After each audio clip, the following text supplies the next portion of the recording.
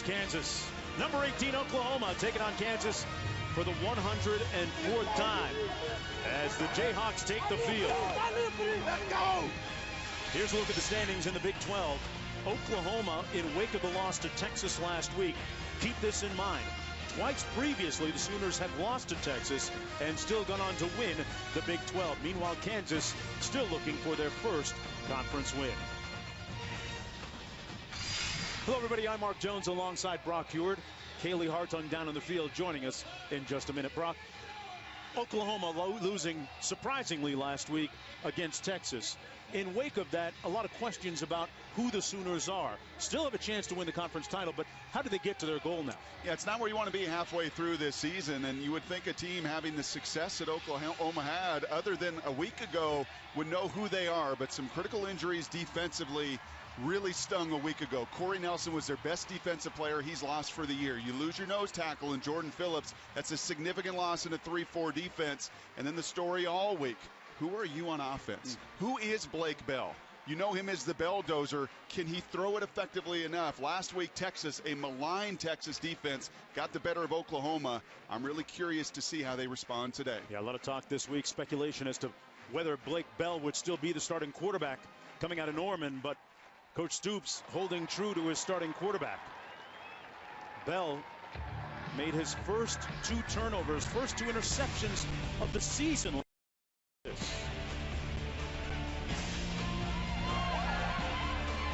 Kansas a moment away from kickoff between number 18 Oklahoma and the Kansas Jayhawks. A couple of teams trying to get back on the winning track.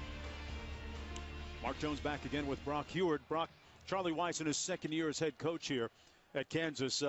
Major shakeup last week and during the week, moving things around on the deck, trying to shake up his offensive staff a little bit. For a couple reasons. Number one, you give your assistant coaches, Ron Powlus in particular, an opportunity to say, what does my quarterback do best? What does my offense do best? And then secondly, Mark, when a head coach walks into your position meetings, everybody sits up a little bit taller when the head coach starts to bark at you and the little details. And Charlie telling us, well, he's coached more in the last week than he has the last 2 years. And I think very specifically his individual personnel. And speaking of individual players, well, you're going to see a red shirt come off of a very significant recruit and quarterback in Montel Cozart that's going to excite this fan base today. And Montel Cozart with a lot of different skills, bringing him to the table in the 4 today. And for more on him, let's go downstairs to Kaylee. Mark, this week, Kansas media and fans were excited just to see Montel Cozart's name on the depth chart for the first time this season. So expect some noise in Memorial Stadium when the true freshman takes the field. Now, Charlie Weis isn't going to do anything drastic. He says Jake Heaps will still get the start, but he has a package for Cozart, and he wants to put the ball in his hands. Cozart was the 2011 Kansas Gatorade Player of the Year coming out of Bishop Miege High School. He had offers from Kansas State, West Virginia, and Minnesota, but he went with the familiar. When Weis was assembling his staff here, his offensive line coach, Tim Grunert, that would have been the head coach at Bishop Miege High School for 3 years alongside Cozart. So Cozart went with the familiar a year later. We'll see how much playing time he actually gets. And Jake Heap, the starter for Kansas, has struggled last few games. An offense averaging only 18 points per. Kansas, meanwhile, winning the toss, deferring to the second half. Oklahoma will receive the opening kickoff and be on offense first. Oklahoma Sooners coming in at 5-1. Kansas at 2-3. Kansas trying to snap a 23-game conference losing streak.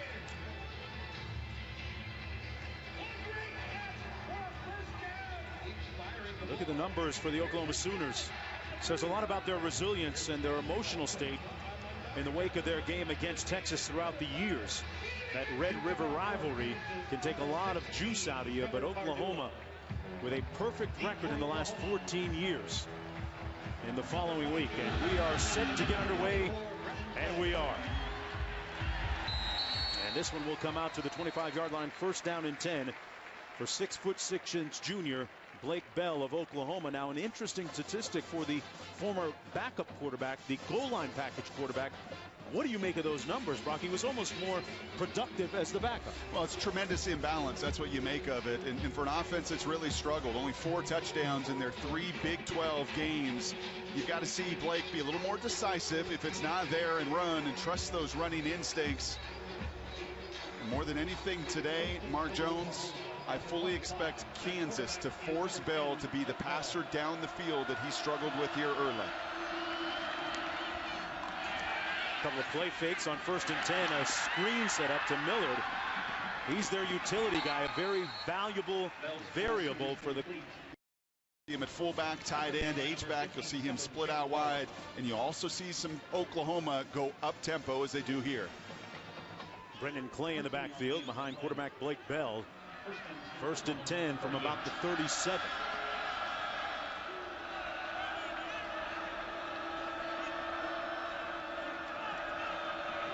Bell completing 65% of his passes. 6 touchdown tosses versus 2 interceptions, both coming last week. Gonna hand it off this time to Clay, and he got stoned at the line of scrimmage. Jake Love, one of the first ones there, along with Courtney Arnett. And those two are going to play a significant role today in stopping that Oklahoma run. Why? Well, in particular, their best defensive player, Ben Heaney, is out. And in steps Jake Love. That's textbook. And look at the number of Jayhawks around the football. This team defensively plays very, very hard. 2nd down and 10. Handoff and caught behind the line of scrimmage is Brendan Clay. That time Isaiah Johnson. A loss of 3 on the play, and it'll be 3rd down and long for the Sooners. Let's look at Heaney, the bearded one with the baseball cap on. Nickname Caveman. Doesn't say a lot, hits a lot of people, and hits them really hard. And on tape is by far their best defensive player. Relentless motor. And let's look at Kansas here. They wanted, I think, on the 1st, 3rd, and long situation to let Oklahoma know that they were going to bring some pressure. I expect to see a bunch of Jayhawks here in Bell's face. Bell, little option into the boundary. The toss to Clay. Clay squared those shoulders, got upfield a little bit. Love pushing him out of bounds, but about 4 yards short of that 1st down. 4th down coming up for Oklahoma Sooners after the 8-yard gain. They'll have to punt. Charlie Weiss said that he would define, Brock, success by how hard his guys played, and that's a good tone setter by the defense. Well, he doesn't have to worry about Clint Bowen's defense. They have played hard all season long and kept him in most of the ball games. And for Charlie today, and you see that defense in the opening stanza has been very, very good, just as it was in that opening drive. Barnett with the punt. Only makes it to about the 30-yard line, a 27-yarder. Didn't have a great week last week either against Texas.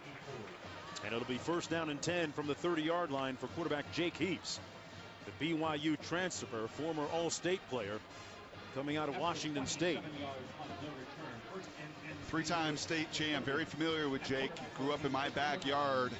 Started his career at BYU, set every freshman record there. I think the weight of the world fell upon his shoulders. Took a year off, came and played for Charlie, and right now has a supporting cast that's made his job very difficult.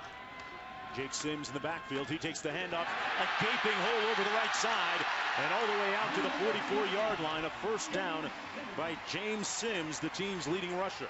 A 14-yard pickup. You watched the tape with me yesterday, Mark. You tell me, did you ever see a running lane like that in the couple games that we watched on tape? A lot different up front that time. Sims, a 6-foot senior out of Irving, Texas. And Kansas very clear in their game plan today. Run, run, and run some more, and run right at this front 7 that Texas gashed a week ago.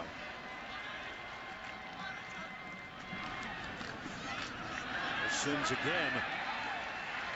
Scott picked up about 4 right near midfield. James Sims just under 400 yards rushing on the season coming in. Picks up 6. Look at the movement here, Mark. I'll go on the record and say Kansas has not had back-to-back runs with that level of success, that level of movement at the point of attack. What a tremendous sign for the Jayhawk fans here watching on TV. That offensive line that has struggled so miserably this season, off to a good start. 2nd down and 4. He has a man open. Pass complete down to the 43-yard line. That's Josh Ford. Run, run, run. Easy completions. Good job there. Coming out and moving the chains early, getting a couple 1st downs. Exactly, if you're Kansas, what you want to establish And off of a difficult week last week against Texas, Oklahoma wanted nothing more than a 3-and-out, not getting it. Another huge hole, this time over the left side, down to the 34-yard line. James Sims again. Alexander makes his first tackle of the game. He had 19 last week for Coach Stoops. But this Kansas offense early, Brock, in a good rhythm. 8-yard pickup that time. And I can't imagine, can't say it clearly enough. I've said it on every one of these runs. They have not been able to run at anybody this season, and they're doing it right now. And this against the conference's top defense. And tripped up, falling forward to the 31. Sims again picks up 5. But it's first down and 10. When a coach says, I want to run right at them, it is imperative that you can get a helmet on a helmet. And for Oklahoma, Mark, look at the guys. They look like they're on Velcro right now. They're not getting off of those blocks. They're not being the aggressor, getting their hands on first. And right now, Kansas having their way. Sims again inside the 30. Got about 2 on the play. Second down and 8 coming up. Alexander in on the stop.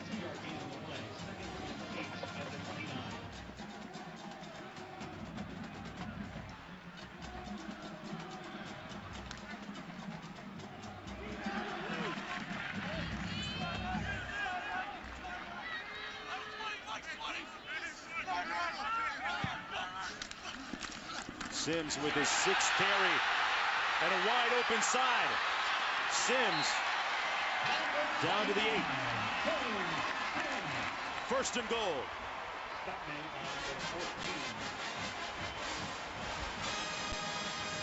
Welcome everyone to Kansas. I'm Mark Jones along with Brock Hewitt, Kaylee Hartung down on the field.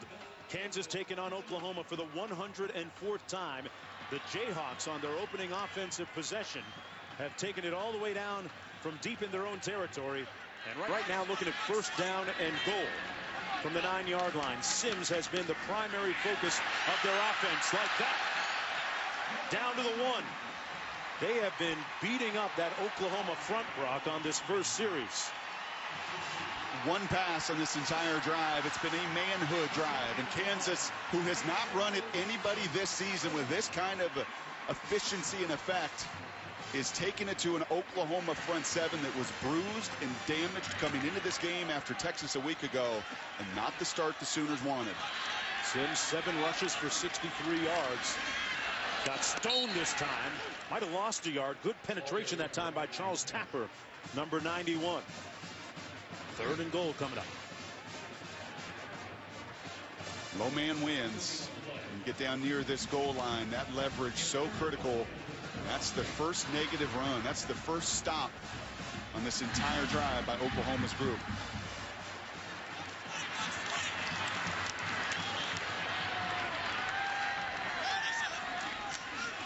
Play fake.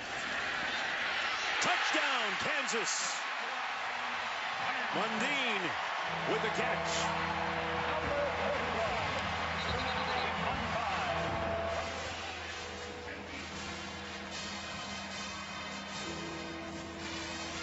His 4th touchdown catch of the season and the 7th of his career, and a very impressive opening drive by Kansas.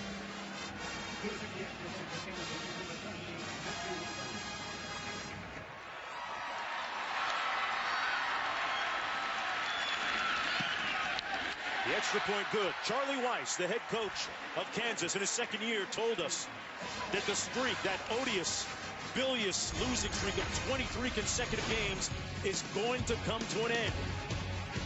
He didn't say when, but maybe he knows something we don't.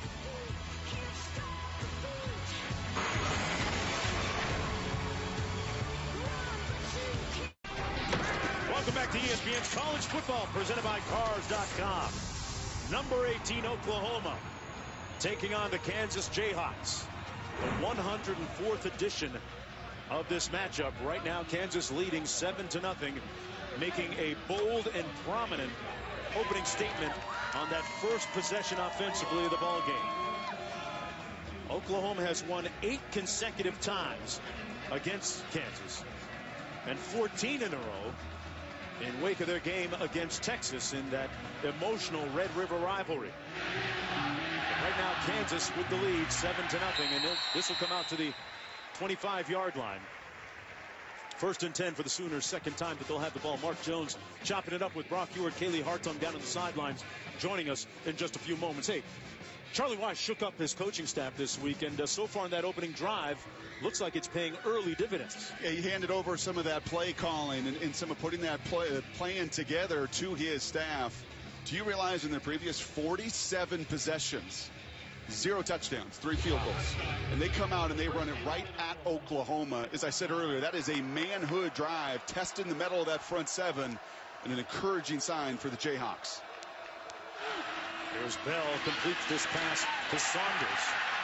And Saunders wrapped up at about the 30-yard line, picked up 5. Saunders, one of their fastest receivers and one of the leaders on offense. How important that they get something going in the passing game today? Well, that's going to be a huge part of it, but I think you also have got to establish the run against the front seven of Kansas without their best player, their middle linebacker. Talking about Ben Heaney. He'll be back next week. 2nd and 5.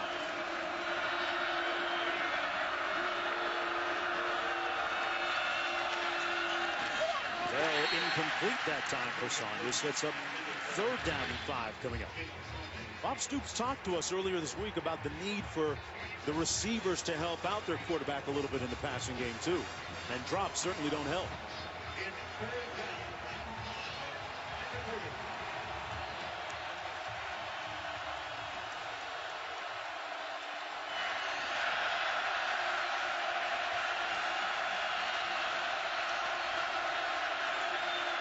Cards and placards over there on the sidelines for Bell. On the press man coverage too.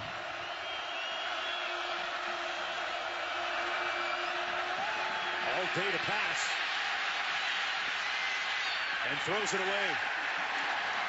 A 3 and out for Oklahoma offensively, and good pressure up front from Jake Love and Kevin Young. Watch today, one of Kansas's strengths, Mark, is that man-to-man coverage. You can see the press man outside, and you tell me, where does he want to go? You tell me if anybody is open right now. Everybody wants to blame Blake Bell for the passing game and the inefficiency in it right now, but they're not winning in man-to-man. And the Jayhawks, 3 new players, junior college transfers, they're not afraid to get up there and play a little press man. Ted Barnett with his 2nd punt. Kansas coming after it. This one much better than the previous one, and a fair catch called back at the 27-yard line. It'll be 1st down and 10 after that 43-yard punt. Jake Heaps taking the reins of that offense again, trying to move it down the field. ESPN College Football is presented by Cars.com. Get the right car without all the drama. Cars.com. All drive, no drama. And in part by the all-new 2014 Chevy Silverado. That's Big Tudor, folks. Nicknamed the steam whistle was that the intent was to get students up each morning at 7:45, but in 1912 it changed. Instead of serving as an alarm clock, it now would be used to signal the end of hourly classes. It's been that way ever since. Brock, I'd be an angry student at 7:45 a.m. Right now, Sims has been taking that Oklahoma defense to school as we take a look at his prolific ways on that first drive. 8 rushes, 63 yards in all. Well, Charlie made it very clear if they were going to win this game, it was going to be on the shoulders of James Sims. He's going to be a busy man today, and he's a workhorse. 29 career touchdowns. Near the top of the record books here at Kansas. In fact, Charlie said if he was still in the NFL, he's drafting James Sims. Single back formation, Sims, a little play fake. And Heaps fires incomplete, but there's a flag down on the play. Right at the 43 of Oklahoma. That's going to be a grab. It's going to be a pass interference, a hold on the back end of Oklahoma's defense. Prior to the pass, holding, defense, number 14, 10-yard penalty, automatic 1st down. Reese Davis, what's up? We got some surprises today. We do indeed. A lot of surprises. Dr. Pepper 10 conference update from the SEC. Georgia had blown a 10-point lead against Vanderbilt. This is their last chance. Aaron Murray just hoping for a miracle, telling everybody just keep running long. I'll throw it as far as I can. It wasn't far enough. Vanderbilt beats Georgia 31-27. Reese back here. The pass incomplete and almost intercepted at the 25 by Gabe Lynn. Lynn leads that Sooner defense with a couple of picks this year. It was intended for Brandon Bourbon. And he nearly has number 3 here. He just takes his eyes off there for that moment. Could have caught that, Brian. Yes, well, he's feeling Bourbon. Brandon Bourbon, the running back right there. I like the concept. I like the play call as well. Some one-on-one coverage there. The ball's got to be delivered on a line, and that's a ball that Lynn typically finishes. Just like that outfielder, he started looking for the fence and misjudged it.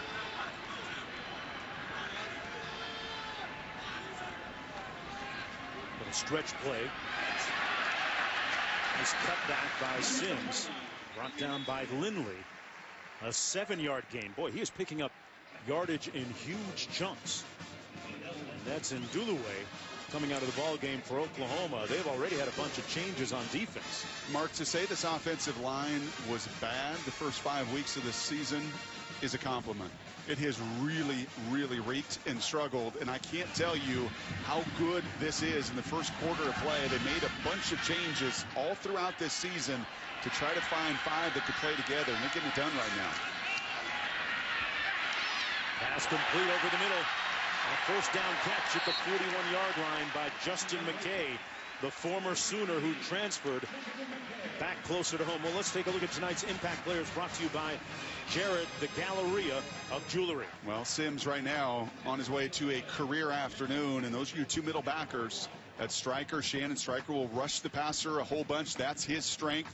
They are without their best player, Corey Nelson. They've not been the same defense in his absence. Lost for the year with a torn pec. And right now, those linebackers, in fact, that whole front 7 right now, getting beaten. Their one-on-one blocks. 1st and 10. Sims again. Wow, he's got all kinds of room for the first down. Picked up about 13. Got a good block up front from Nick Sizemore along the way. Boy, the Sooners defense doesn't seem to have any kind of early answer, and you wonder how much of this is a result of the hands-on approach and the offensive change and responsibilities by the coaching staff of Kansas this week.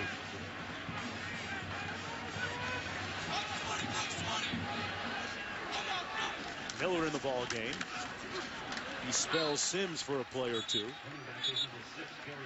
And Miller gets back to the line of scrimmage, stopped up by Quentin Hayes.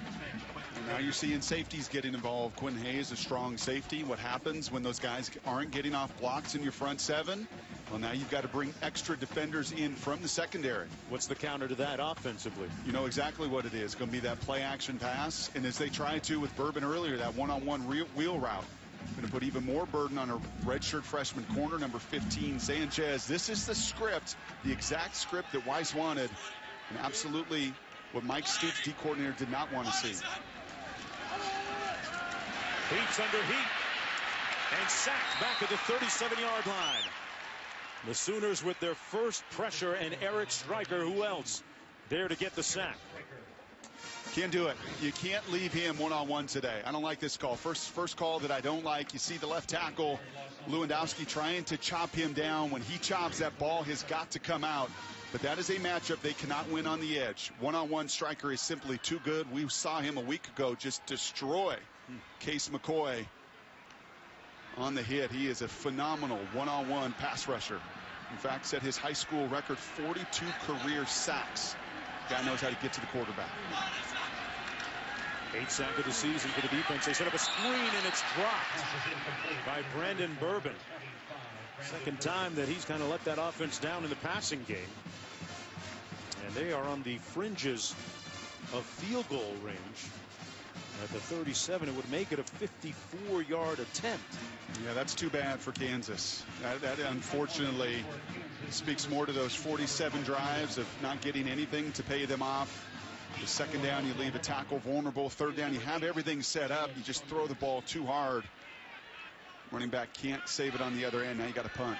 Bardula And the two nationally first in the Big 12 punting. This is a real moonshot. And a fair catch called at the 5-yard line by Jalen Saunders. Sooners offense 95 yards away, off to a slow start. Back with more after this. ESPN College Football, brought to you by the Cree LED Bowl, the biggest thing since the light bulb. New windows. Tweet your Saturday Superfan photos to College Game Day for a chance to win a trip to a bowl game. And Napa Auto Parts. Stop by your local Napa store to experience the Napa know-how difference. And welcome back, everyone, to Lawrence, Kansas.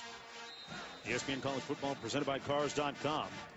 Sooners off to a slow start, trying to rebound after losing last week in their Red River rivalry against Texas. They're 14-0 in the week after that game, and here's Bell on the run. This is what he does, maybe better than anything else. Bell all the way out near the 35-yard line, and a first down for Oklahoma. A 27-yard pickup. Well, this is what scared defensive coordinator Clint Bowen the most for Kansas. Felt like he could scheme, and his guys on the outside were going to be able to cover today. He was really apprehensive about the quarterback run. Felt like with the struggles, anytime you lose, what do most head coaches do? Get back to what we do best. What does Blake do best? Well, that's what this kid right now is most comfortable doing. Another sets after going in motion. This is Ford, the freshman that they're really high on, as we go back to Reese in the studio. Taco Bell studio update, Mark. I have a feeling we're going to see a lot of touchdown updates in this game. Texas A&M up 7-0 on Auburn. Nick Marshall converted a couple of third downs on the drive, and that Forrest Aggie run defense lets Marshall stroll in. Tigers tied up in Aggie land.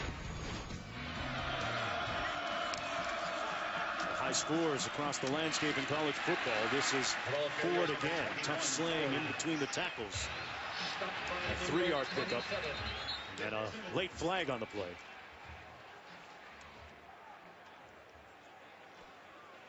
.217 to go in the first quarter.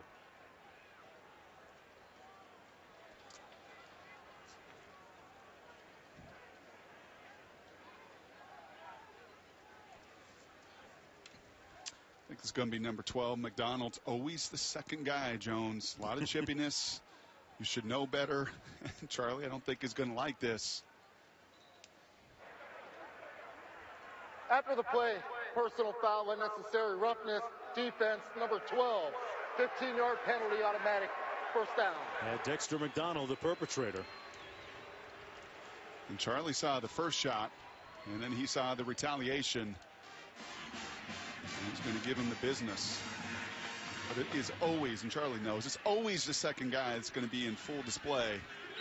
Those are 15 critical yards. Is that a coach sticking up for his player who was unfairly fingered as the guilty party? Well, that's a coach whose strengths giving people the business. So play to your strengths too. Hitting them with some of that Jersey temper. Keith Ford fumbled it, still loose, and Kansas recovers it. The first turnover of the game goes to Kansas as Ja'Cory Shepard recovers the loose ball. And Ja'Cory Shepard has been a ball hawk the last couple weeks. Pick 6 versus TCU. He forces a fumble a week ago. That's an excellent job of ripping and reaching, and a freshman running back. Gotta have a little bit better ball security. Keon Stowers with the strip. Ja'Cory Shepard with the finish.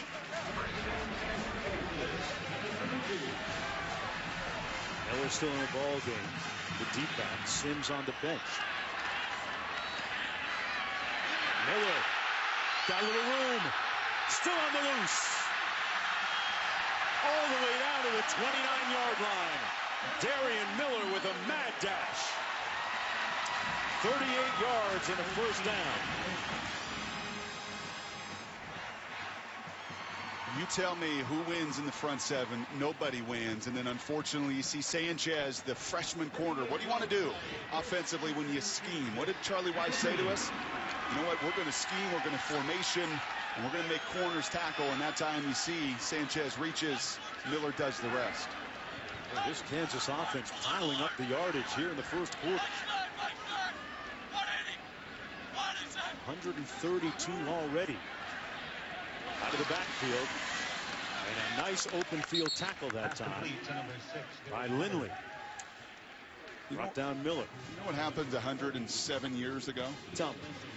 I have a feeling you're going to tell me. That's a long time ago. 107 years ago, an Oklahoma defense gave up 2 100-yard rushers to Texas. Well, it happened last Saturday. It happened last Saturday. Wow. And right now, you're seeing a group that wanted to come out more than anything psychologically and say, we are better than Kansas. That's not going to happen again, and Kansas is running roughshod. On 2nd and 9. Down to the 25-yard line. Darian Miller still spelling James Sims, who was so productive on that opening drive with 8 carries. Diamond making the stop on the play. And if you're Oklahoma and a fan, you'd like to say, well, yeah, maybe Charlie Weiss is a good coach and they're gimmicky and, they're getting us into situations that we're not prepared for. Mike Stoops, Bob Stoops, look at it. They know it. Their staff knows it. This isn't about anything that Kansas is doing schematically. This is about everything that Kansas is doing physically right now to the Sooners. Well, that's the end of the first 15 minutes of play. Well, you took me back into the time machine just a bit ago. I'm taking you back to 2001. Look at that. That's how long ago they actually led Oklahoma. Visit WatchESPN.com or download the Watch ESPN app to watch ESPN live anytime, anywhere. Brought to you by Vizio.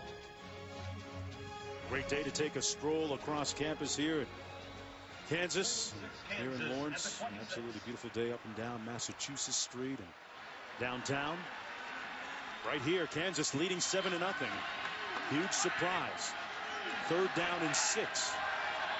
Trying to keep this drive alive. They've done well passing into the end zone, and incomplete, a flag thrown.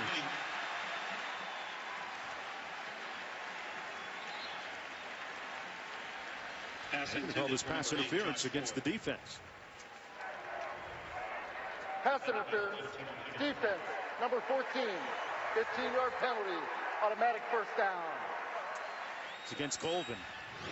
Bob Stoops doesn't like it. I don't think I like it either. Number one, that ball has no chance of being caught in bounds. And you can see the field judge there. He's watching the contact. Sure, there's some contact. There's an arm bar. A, he's not impeding the receiver in any way to get to the ball. And number two, the ball is, if it's 3 yards out, I can do that math. That's over 12 feet out of bounds. There's no chance to catch that ball. That's a break for Kansas. Huge. Moves it all the way down to the 11-yard line. 1st and 10. 3 yards is 9 feet. Excuse me. We are on campus. Timeout. Whistle, and going to blow this one dead. What happens when we try to get too cute? And right now, Kansas isn't getting cute. You know what? The numbers aren't adding up for Oklahoma either. Back after this. In wake of that loss to Texas last week, feelings and tempers a little bit frayed, perhaps, for Oklahoma. Players, coaches, fans, a little bit antsy and nervous right now. He hands it off. Broken tackle, touchdown!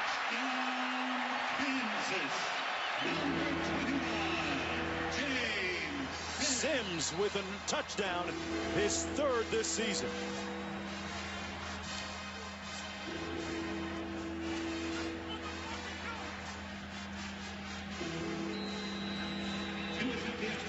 Kansas, number 28, Matthew Wyman.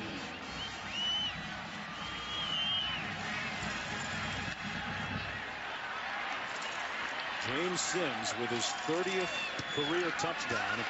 The extra point, no good. Off the upright, and it came back the other way towards the line of scrimmage, and it remains 13-0.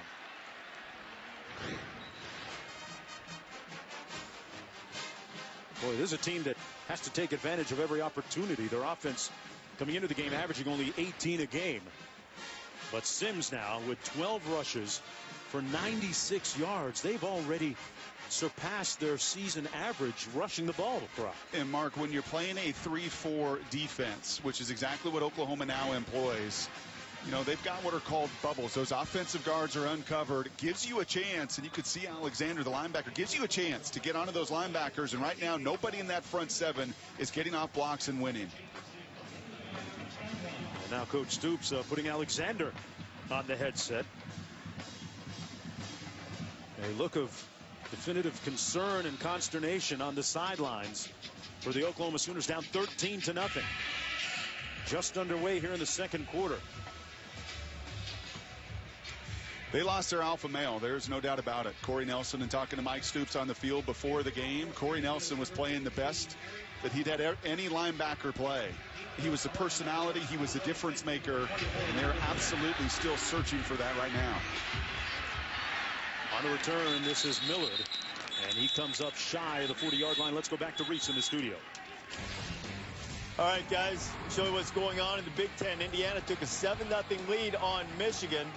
And then Fitz Toussaint gets through the Hoosier defense. It's now 14-7. Now, Michigan has the lead. However, at the old horseshoe, look what's going on. It's early. Bradley Roby's been kicked out for targeting, and Iowa has a 10-3 lead after one.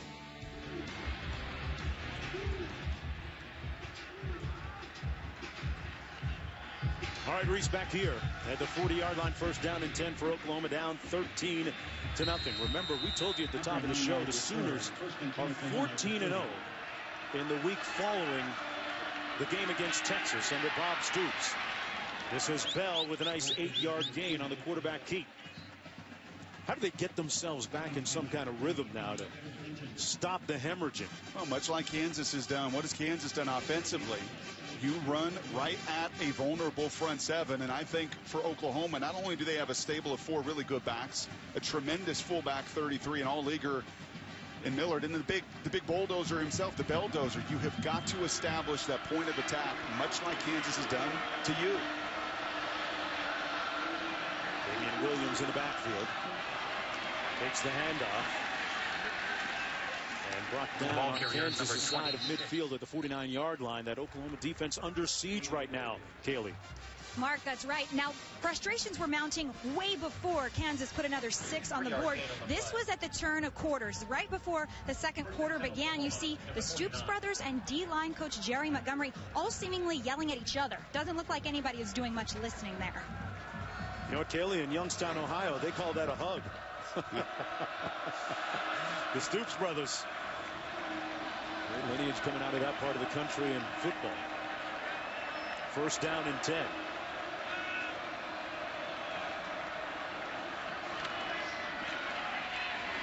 Between the tackles, Damian Williams out of Arizona Western. Had a great start last year, then slowed by an ankle injury. One of 4 tailbacks that we'll probably see carry the ball today, Brock. And, you know, this is Oklahoma. You expect a lot of 4- or 5-star athletes at the skill positions, right? Well, and you got to do exactly what we just talked about. Be patient. Take those 5 yards. Continue to hit a 3-4 front as well, right in the mouth, to keep your defense on the sidelines. Bell on the move, under heat. And he got rid of it.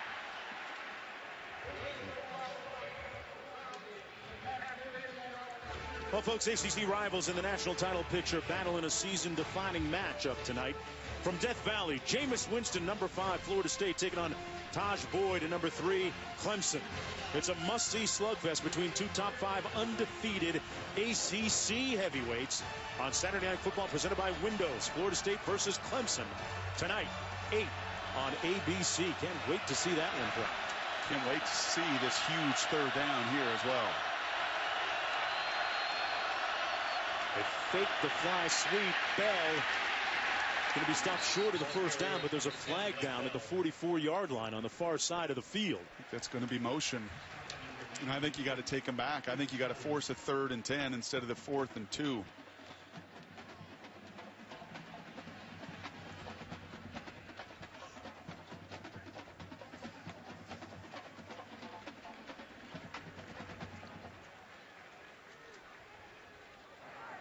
Illegal motion Offense, number 8.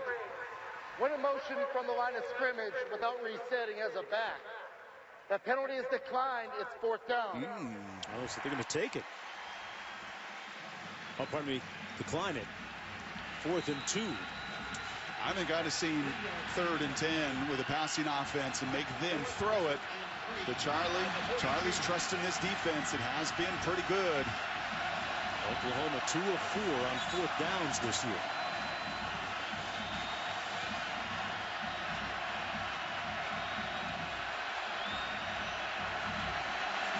Two seconds on the play clock.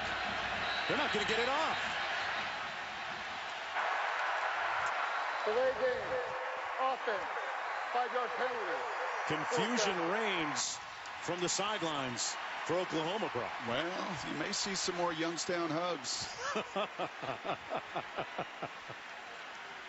4th and 7, and now they will punt. Fumbles, delays of game, inability to win and get off a block. Kansas running them right at you. This is very, very unlike an Oklahoma team off of a Red River rivalry, win or lose. 14-0 after that game with Texas, and putting themselves in a bit of a hole against an opponent you really didn't want to give any life to. Jed Barnett punting from his own 43, a high spiral.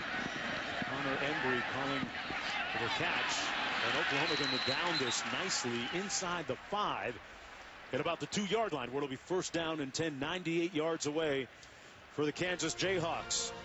Charlie Weiss said the sun was going to shine on that losing streak. ESPN College Football, brought to you by Toyota Care, scheduled maintenance, no cost, and Buffalo Wild Wings, the official hangout for NCAA football. Look at one of the most storied basketball programs in all of college sports. Inside Fog Allen Fieldhouse, 14 Final Fours, 3 NCAA titles, number 6 in the preseason poll. Not gonna lie, I got a little juiced watching them practice yesterday. Holy cow, are they good. Well, we had a chance to get over there and watch Coach Self and his stars in his recruiting class, including Andrew Wiggins, Wayne Selden, and Joel Embiid out of Florida.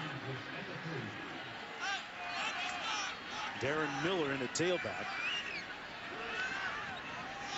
That's a nice balance between he and Sims. This is Miller breaking it out for the 1st down and then some, brought down by Frank Shannon, but a gain of 13 yards.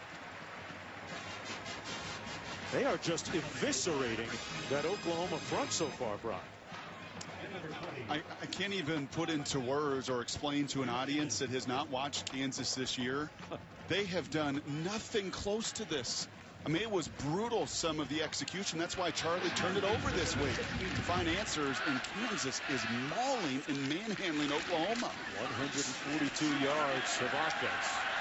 And they tack onto the total right there, rushing as we go back to Reese in the studio.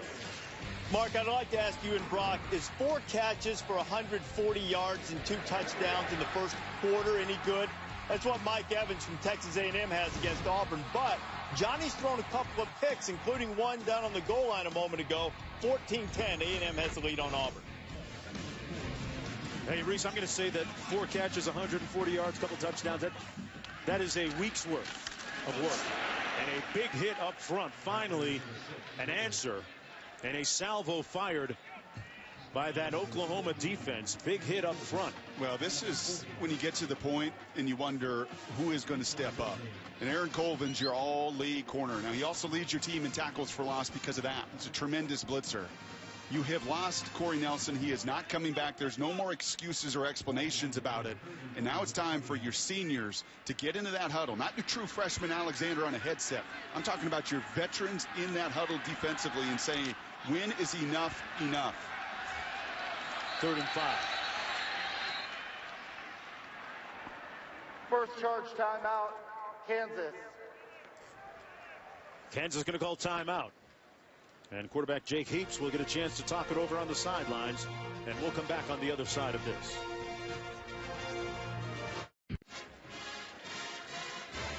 Number 1 Alabama, number 6 LSU. Highlight tonight's SEC matchups on ESPN and ESPN2 at 7. On ESPN, Razorbacks looking for the upset against Alabama and A.J. McCarron. And on ESPN2 at 7, Zach Mettenberger leads the Tigers in hostile territory. They take on Bo Wallace and the Rebels. Arkansas, Alabama on ESPN, and LSU Ole Miss on ESPN2 tonight at 7. He fires and almost intercepted. In and out of the arms of Zach Sanchez, and that should have been intercepted. They caught a break, Kansas did. And Sanchez knew that he let one get away. A huge opportunity here. He jumps around. He does everything right. Unfortunately, shows you why he's a DB and not a wide receiver. You've got to find a way to finish that. Now, he is one of those youngsters. He is a redshirt freshman. He did get picked on a week ago. An excellent job of getting Kansas off the field, but that could have been an opportunity to give your team some emotion and life with a pick 6. Joe Pardula, number 2 nationally in punting average, and leading the Big 12. They came after him a little bit, almost got there. And he gets a fortuitous bounce down to the 44-yard line. It'll be first down and 10 after a 35-yard effort.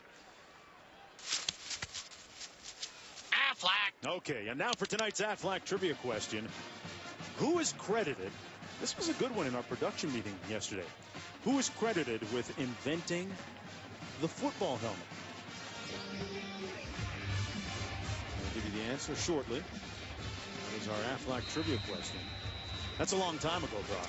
Of course, you can define helmet as a bunch of different structures depending on the different science and technology. Everything's relative. Well, I may be no math major, but I was a history major yesterday. I did get that one. Let's move on, okay? Yeah. First and 10.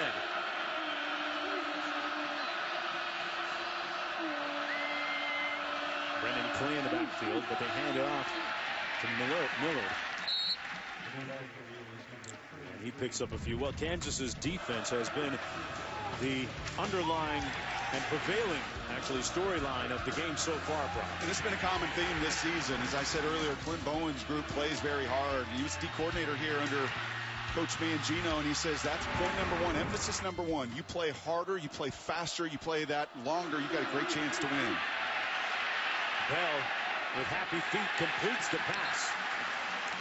Never go anywhere. Number 33, Trey Miller. 1-yard gain on the play. Victor Simmons there to make the stop on Miller. Yeah, that was a screen pass that Blake is trying to set up.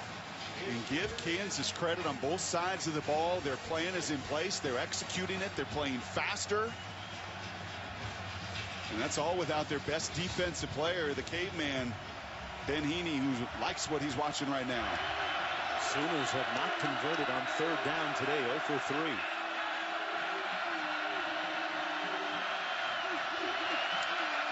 Little blitz coming. Overthrown and intercepted at the 20. But there's a flag down at the 33.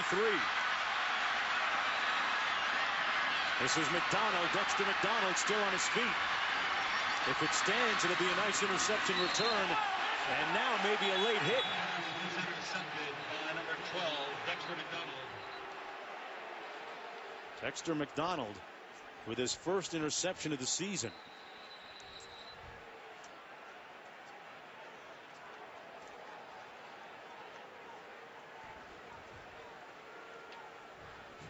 I'm not sure I saw a lot of contact. Yeah, unfortunately there was. All-out blitz. Pass interference, defense, number 33. 15-yard penalty, automatic first down. That's against Sendish. And I love the call. And you get after Oklahoma. You're going to come in and you're going to blitz and you're going to pressure because you believe you're better. But unfortunately, that is just way too much contact in the middle of the field. You asked me earlier about James Sims when he broke away on one of his runs. And I said, yeah, he just didn't quite trust his speed there. And for Sendish, you're in a one-on-one. You're on an island all by yourself out there, but you've got to trust your technique. You can't reach and grab in full display and take away what would have been a pivotal, game-changing interception. Sendish, pointed out, is maybe one of the alpha dogs on that defense for Kansas in lieu of Ben Heaney's presence. Damian Williams in the backfield. First down and 10 from just inside the 40 for the Sooners. Little play action. Complete all the way down to the 13. A rocket. And a completion to Saunders. A 26-yard gain. He was working against Shepard. And a nice ball thrown by Blake Bell.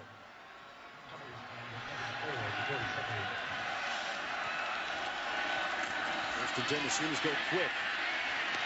And not much room for Damian Williams. Stopped up right around the line of scrimmage. It has to be a confidence builder for Blake Bell. The numbers on passes of 10+ have been a bit of a struggle here over the last 4 weeks as he's been a starter. He's been very good in the short and intermediate. We've seen today him get loose in the run game. Those numbers very, very telling. Just 30% hit rate on throws beyond 10 yards. Could not have thrown that last one any better. 2nd and 11. Keeps it himself and brought down for a loss of a yard. Brock, we saw that statistic about his inability to be efficient beyond 10 yards. The defense sees those numbers too, so what do they do? Well, what have you seen today? You've seen all-out blitz. You've seen one-on-ones. And that's, as I said, defensive coordinator Clint Bowen trusting his personnel. And you got to make an opponent's weakness beat you. To me, that's coaching and philosophy 101. Take away what they do well, make them where they struggle, make that deficiency shine and see if it can shine. And so far, well, Coach Bowen's plans worked out pretty well. Certainly is. Kansas leading 13-0. They call a timeout. We'll take one right along with them. Back after this.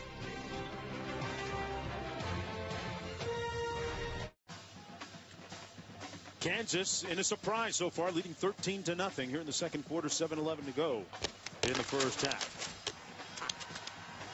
All right, here's our Aflac trivia question. Don't get your sports mixed up. That's right. Dr. James Naismith invented it back in 1891. He tore apart a rugby football, made a more productive and protective headpiece after playing some rugby and taking a few too many blows to the head. 3rd and 12 for Oklahoma. Got to get down to the 4-yard line. Bell under heat. Touchdown, Sooners. What a pass. Jazz Reynolds with the catch. And Oklahoma on the board. Well, for all of those in Norman blaming all the ills on Blake Bell, he just stepped up on 2 huge 3rd downs. Kansas sticking to their game plan of blitzing and pressuring and making Bell beat you with throws down the field. And once again, you cannot throw that any better. You beat the one-on-one coverage, get inside McDonald, touchdown Reynolds. And the extra point, no good. So now each team has missed a point after touchdown. And it's 13-6. The lead remains at 7. And for Bell, that was his 7th touchdown pass of the season, making it a little bit of a softer landing here in Kansas and a homecoming for him. He's from Wichita. Back after this.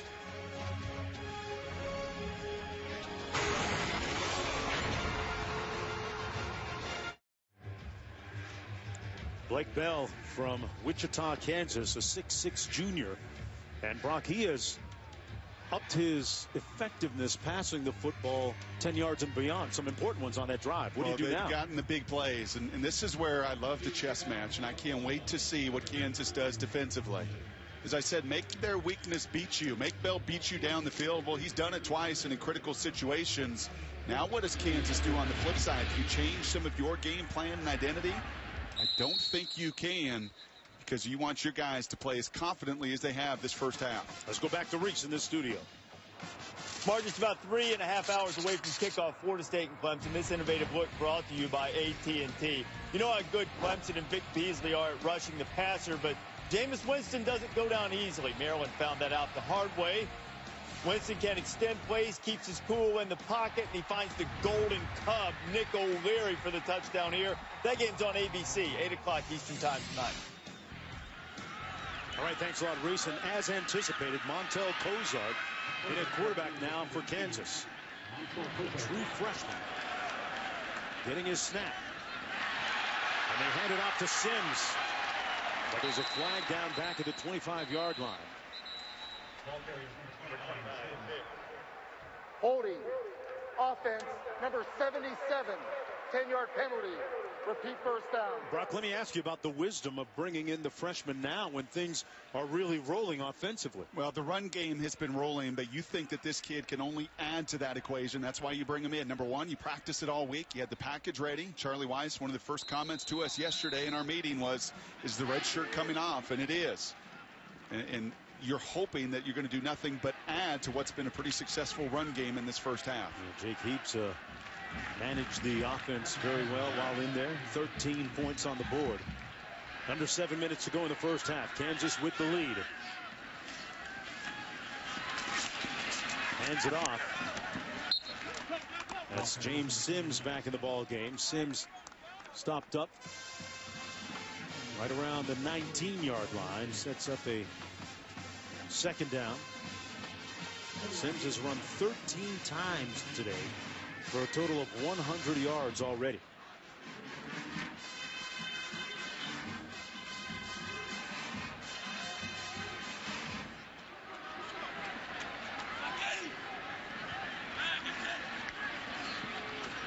The freshman keeps it and is sacked back at the 16-yard line by Charles Tapper. Cozart had nowhere to go, and Tapper, a great story. Just his 4th full year of playing football. Former prodigious basketball player out of high school in Baltimore. And unfortunately, that holding penalty on first down, instead of getting you near midfield, puts you so far behind the sticks. And I'll be very curious about this play call with a true freshman here on 3rd and 19. You have got to avoid the mistake in your own end of the field. Goes out on the pitch this time. Sims with nowhere to go. And they're going to lose about 3 yards, so it'll be a quick 3 and out for Kansas offensively. Grissom leading the cater of tacklers that time.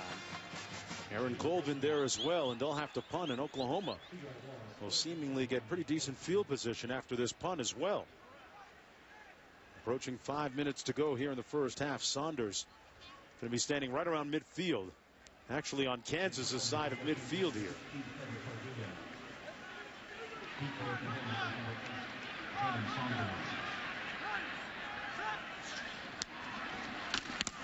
Argulo blocked. They got it. And he kicks it out of bounds. They came after it 3 times previously, and they finally got to him. It looked like he might have actually hit the back of his own blocker.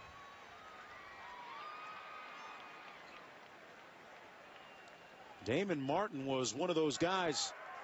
Illegally kicking offense number 16.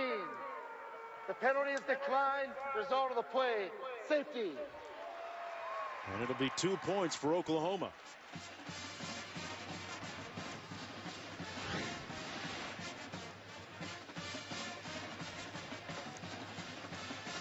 Now they just ate that up. Well, you said it earlier. This is back-to-back punts. They nearly got the last one. And Oklahoma just outnumbering that shield right now.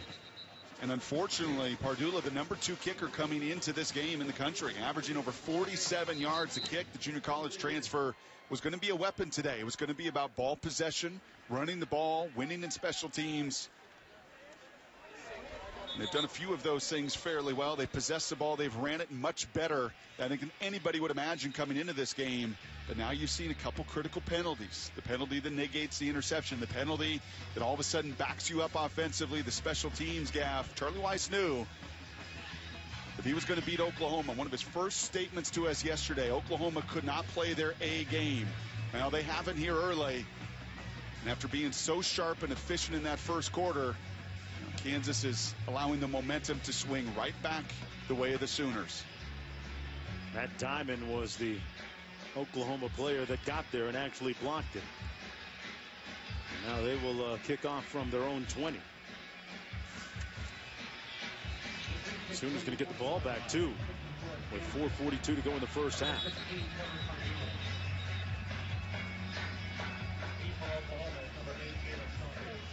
Takes a little bit of the momentum away from Kansas. And he's going to be kicking right into this wind.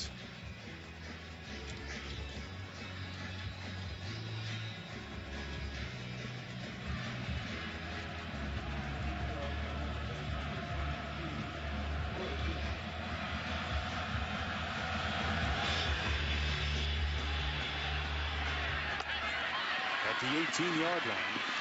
It's Finch. Finch had a big return for a touchdown in this game last year. Had a 100-yard kickoff return for a touchdown against Kansas last year. And it gives the Sooners good starting field position on Kansas' side of midfield. Well, the chase for the Sprint Cup meets the big one at Talladega Super Speedway with only 5 races left. Matt Kenseth, Jimmy Johnson are still out front, but anything can happen at NASCAR's most unpredictable track. The NASCAR Sprint Cup Series at Talladega, presented by 5 Hour Energy, Sunday at 1 on ESPN. And Brock, it was great on the drive from Kansas City Airport to pass that great Kansas Speedway, the track here. Yep. Talladega, one of my favorite tracks. Steeped in history. Here's the reverse. Bester on the pass, wide open. Oh, they tricked him. Peekaboo. Touchdown, Sooners. Sterling Shepard on the reception.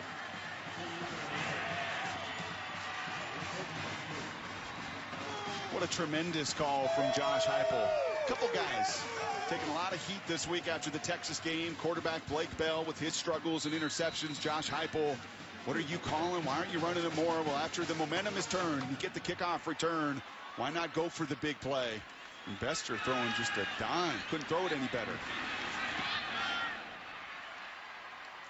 And Oklahoma now with a 15-13 lead. 49 yards on the pass. Shepard on the reception. His dad played football at Oklahoma. And a nice pass, too, by Bester. Gotcha.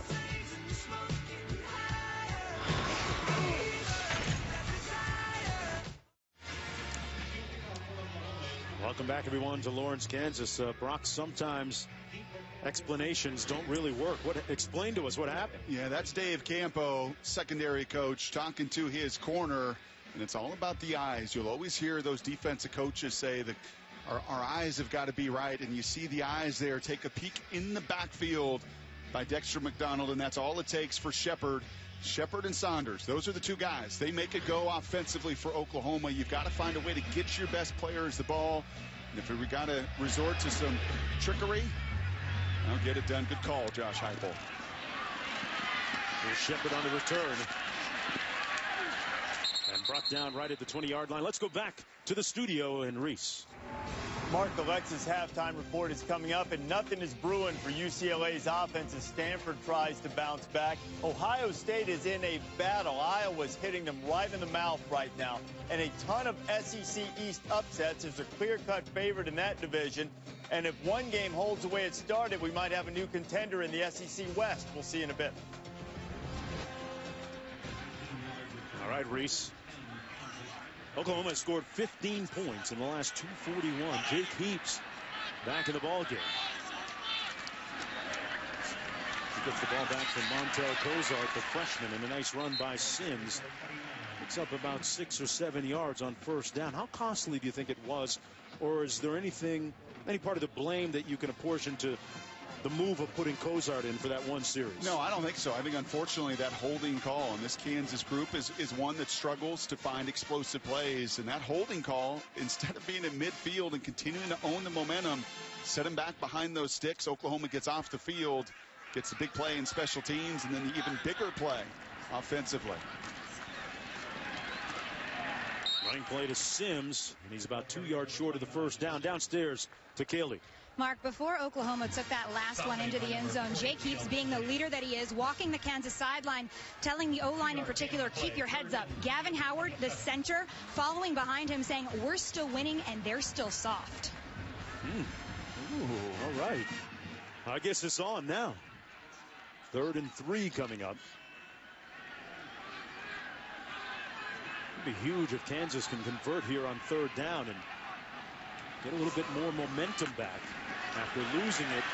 Lunging is Sims, and he's going to be spotted just a little bit shy of that first down at the 29. So 4th down coming up. You know, Charlie went with the fake punt against Texas Tech a few weeks ago in his own end of the field. Wow. You think? But no. I don't think you can do it now. 4th and 1, and Charlie Weiss, who handed off the offensive reins and meted out some of the responsibilities amongst his various staff members. See if he can run this down. Yeah, I think he's going to run this down. Take timeout. It was a good thing Oklahoma wrapped up that tackle. Otherwise, Sims, he had some yardage in front of him. Kansas, 30 seconds. So they burn their final timeout of the first half, down by 2 when we come back.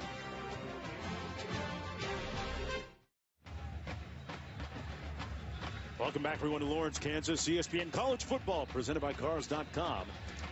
Oklahoma responding after trailing 13-0 with 15 points in about the last 2.5 minutes. Fourth down coming up for Kansas, and they've got their offense on the field, eschewing the punt. And now Oklahoma will call a timeout. Second charge timeout, Oklahoma, 30 seconds. Well, Brock, what do you figure about the way things have changed so dramatically in the last 3+ minutes? Oklahoma now in lead. Well, Kansas establishes everything at the line of scrimmage that I don't think any video showed me coming into this game they had any chance to do, but they owned that first quarter. And when you're playing an opponent like Oklahoma that you've not beaten, frankly, when you've lost how many in a row in conference? 23. 23 in conference. So much of it's about belief, and it's not just, Mark, about one quarter. You've got to do it for 4. Do you think that Charlie Weiss, if you said to him before this game started, hey, how about you guys going to the locker room down by 2 points? Is that something that he'd be happy with?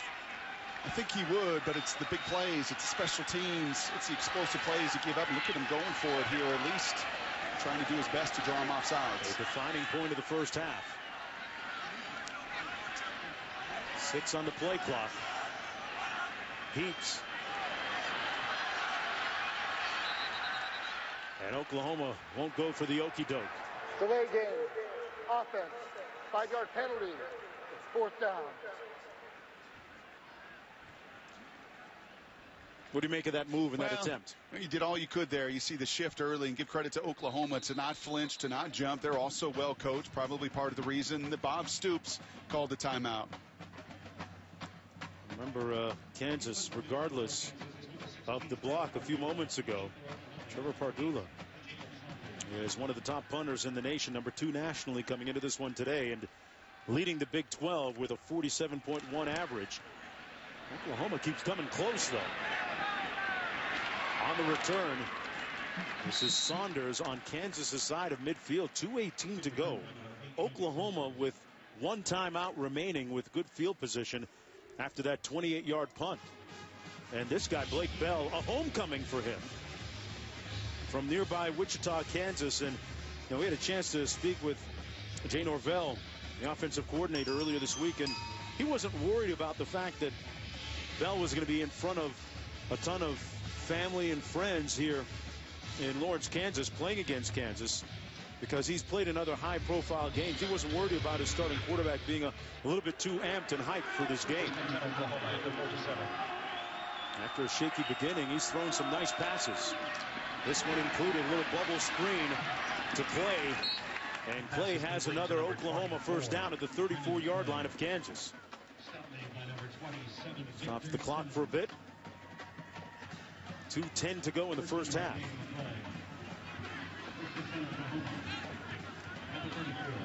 A 13-yard pickup on the play.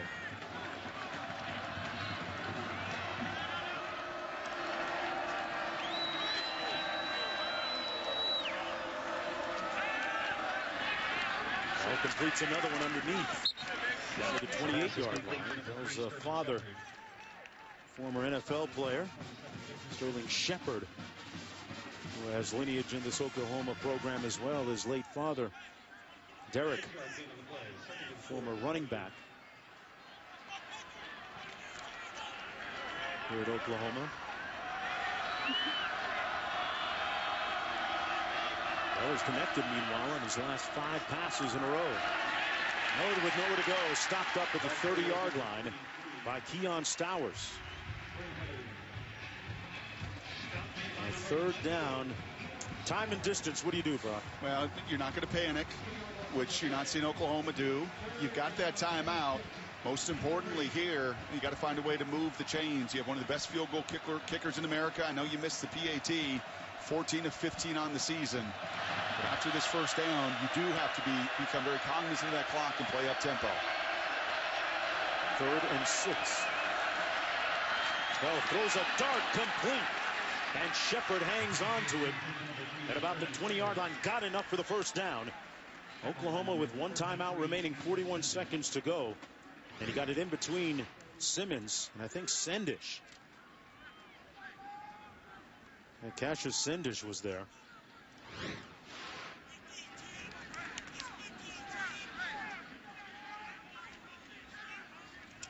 And that's Simmons being tended to. Well, those 3rd downs have been such a challenge for Oklahoma this season. In fact, just 2 of 13 versus Texas a week ago. You have seen pressure on every 3rd and significant yardage passing situation, and that's now 3 in a row. And can't you just tell the confidence, the demeanor, standing strong in that pocket? Shepard, Saunders, guys delivering on the other end. It's amazing what a couple completions, amazing what 1 3rd down conversion can do for your offense. 41 seconds to go in the half. First down.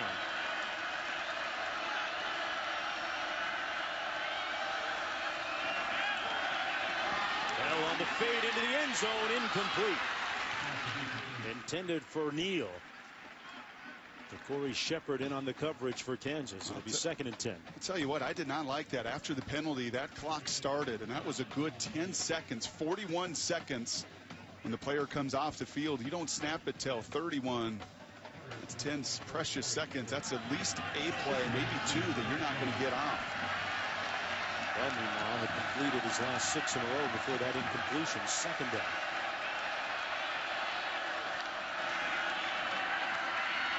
Goes right back into the end zone, and same result, incomplete, intended for Shepard. 3rd down and 10. Yeah, and that's one you just got to put a little bit of air. You get everything you want. That's an excellent call, and those are some of the plays and some of the throws that Bell, and remember, he's just started 4 games coming into today, but that's one of those throws that you would sure love to put a little air and give your playmaker an opportunity to go up and get it. Same coverage. Let's see if they go back to that and he gets a chance to rectify. People perceive him as a running quarterback because of his success last year, but going back to his high school days, a pretty prolific passer. Given time, Bell into the end zone, incomplete. A 3rd consecutive time. Jalen Saunders, the intended receiver. Now will attempt the field goal, Brock. Well, I talked to you about the chess match here, and that was the first 3rd and extra long that you saw some zone coverage. Unlike the previous man-to-man, you've got a one-on-one. That was a much tighter window against the safety over the top. I can live with that. It's that 2nd down pass that you want back. Michael Honeycutt now to attempt this field goal from 37 yards out. He's made his last 9 in a row and only missed 1 all season. And he knocks this one through. The Sooners now leading 18-13 with 11 seconds to go in the first half. After stumbling out of the gate, the Sooners with a 5-point advantage. Well, ACC rivals in the national title picture battle in a season-defining matchup tonight. From Death Valley, Jameis Winston, number 5 Florida State, take on Taj Boyd, and number 3 the Tigers. It's a must-see slugfest between 2 top 5 undefeated ACC heavyweights on Saturday Night Football, presented by Windows. Florida State and Clemson tonight at 8 on ABC. We're going to be sitting around the hotel watching the game. Brock, who do you like? Yeah, I like Clemson at home, but I'll tell you what, everybody will be focused on the quarterback, and I understand that. But watch 2 groups tonight. Mark Stoops, coach at Kentucky. Remember, he was a coordinator of Florida State the last 3 years. We had Kentucky a week ago. And he gave us a heads up. And what did he say? He said that's the best secondary in college football. So their strength is their secondary. For Clemson, and you heard Reese Davis talk about it earlier, one of their real strengths, 3rd down defense, one of the best in the country, and getting after the quarterback. When you play on those biggest of stages, you need your best players to be at their best. I think both quarterbacks will play well, but it will be Clemson's front 7, Florida State's secondary, I think, that will define the outcome. And Kansas now will start off on its own 25-yard line. The Jayhawks with just 37 yards of total offense in the second quarter. The offense coming to a screeching halt here in this period. But you have got to go into this locker room. Jake Heap's the leader of this team, and there's no second, according to Charlie Weiss. A huge gap between Jake and everybody else. And I know Kaylee was talking about it earlier, the level of encouragement. And it shouldn't be just words. You went up there and you slammed the ball right at Oklahoma. You stopped yourself with a holding call.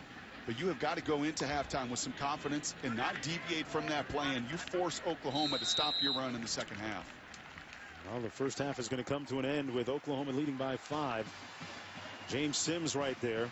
Talked all week about helping out his quarterback Jake Heaps and picking him up and having his back. They've done that here in the first half. Very much in this game at the break as we go downstairs to Kaylee. Coach Weiss, Kansas has not had a lead over Oklahoma in 12 years. What do you attribute this fast start and your early lead to? Well, running the ball right at them. You know, I think that was the difference early, and we have to get back to that here early in the second half, or we're going to have a chance to win. How do you explain this momentum swing we've seen late in the second quarter?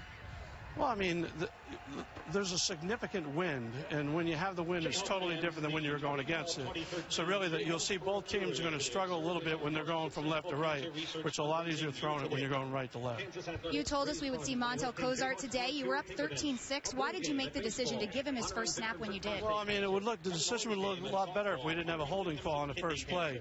And we run the first play, we go for 15 yards. Now all of a sudden you're in a bind, so you really can't judge that mini series by what happened after that. Can we look to see him again in the second half? We'll just have to see how it goes. Thank you, Coach.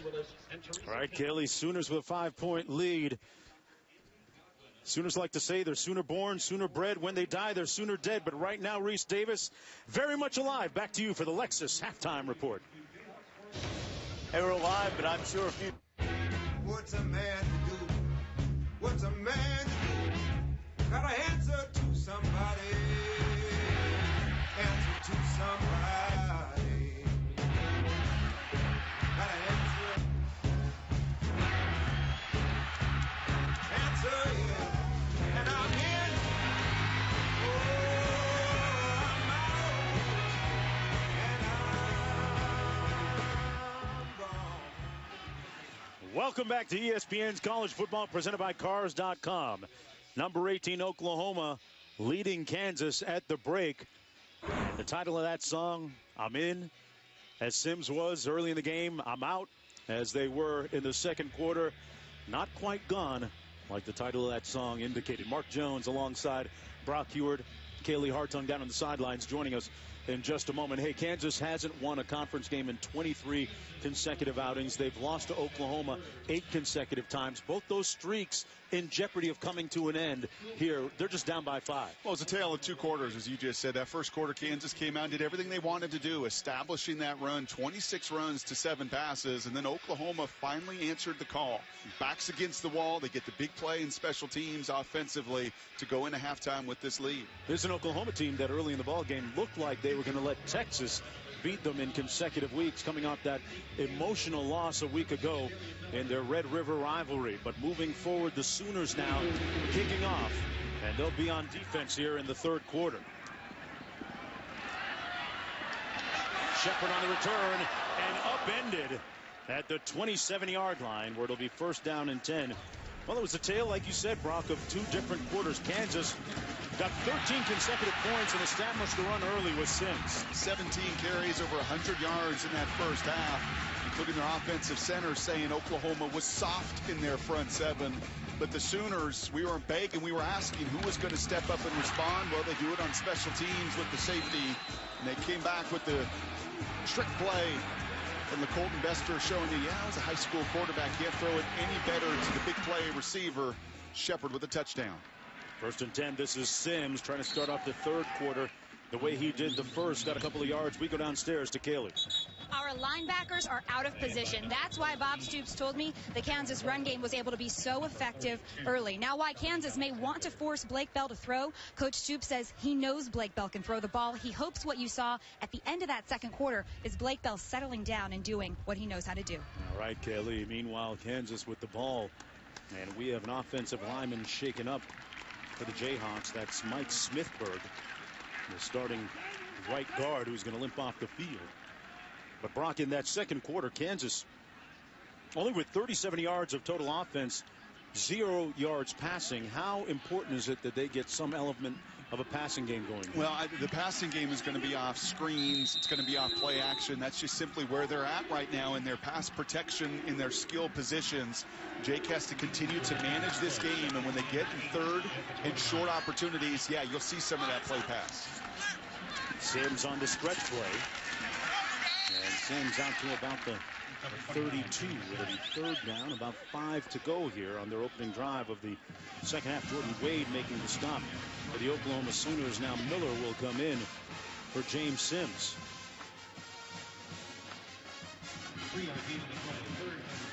It's a Kansas team that coming into this contest was averaging only 18 points a game. Looking for their third win of the season against 3 losses. 3rd and 5. You have got to block Stryker. He's at the top on that left tackle. Coming off the edge. He steps up and sacked back at the 25-yard line. It wasn't Stryker, but he was part of the reason why Charles Tapper got the job done. That's his 3rd and a half sack of the season. And you've seen this multiple times on tape. It looks like Stryker jumps off sides. He's just so quick off the ball. We saw Kansas earlier commit a running back, 3 guys to stopping him again. They leave him in a one-on-one. They force Heaps to step up. Tapper does the rest. And what a 3-and-out for Oklahoma coming out of halftime. That emotion so critical. That's their best defensive effort today. Lula gets this one off. No duress. And it takes a Oklahoma bounce out to about the 41-yard line. 42 they're going to spot it at. A 32-yard effort. It's been a tough day for Dula. It looks like Oklahoma has come close to blocking more than one punt. They got one that resulted in a safety. But now the Sooners going to take over at the 42-yard line. Good starting field position for Blake Bell, who really seemed to get his confidence and his rhythm going in that second quarter passing the football. Damian Williams in at tailback. 1st down and 10.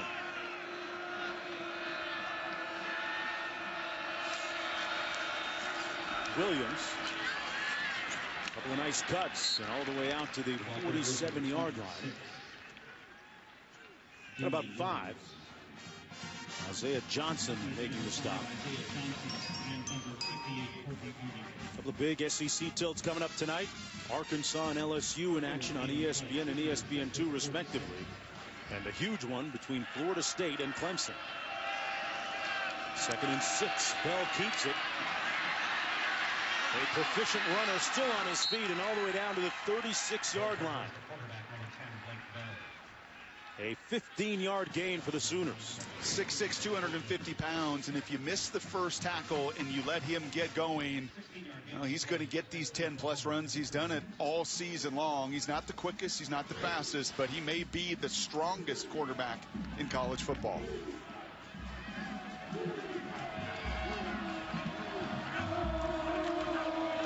First and 10. This is Finch. And Finch gets about 9, and the Oklahoma Sooners got it going here early in the third quarter offensively. Well, they look like Kansas in that first quarter, don't they, as they hurry up? Got lined up, and Finch again, this time into the boundary. Brought down, though, nicely behind the line of scrimmage at the 30-yard line by Jake Love. And 3rd down coming up for Oklahoma. So I understand tempo, and I understand that sometimes you can crease somebody. And you think it hurt him that time? There's so often that you know what's coming. When they hurry up like that, they love that outside stretch zone. And when you've been able to line up, especially on this drive, and just slam it at them, I don't know if that tempo always benefits you. In fact, I know it doesn't. 3rd and 2. They're going to run it. And it's going to be close. The pile moves in Oklahoma's favor. And Finch continues to move that pile. Actually, that's Damian Williams, pardon me. And he gets the 1st down. 1st and 10. Here's the play action. Well set up. Open. No flag. And now, yes, a late flag.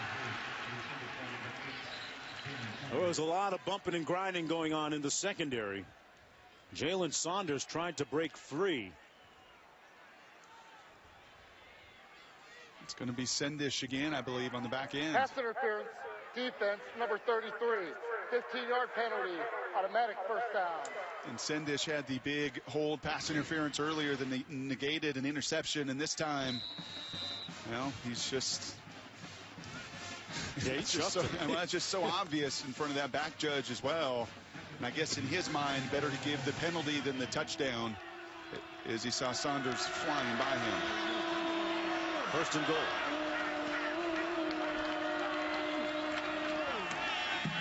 Little quick hitch pass. Shepard made a nice move. Oh, sweet touchdown, Sooners.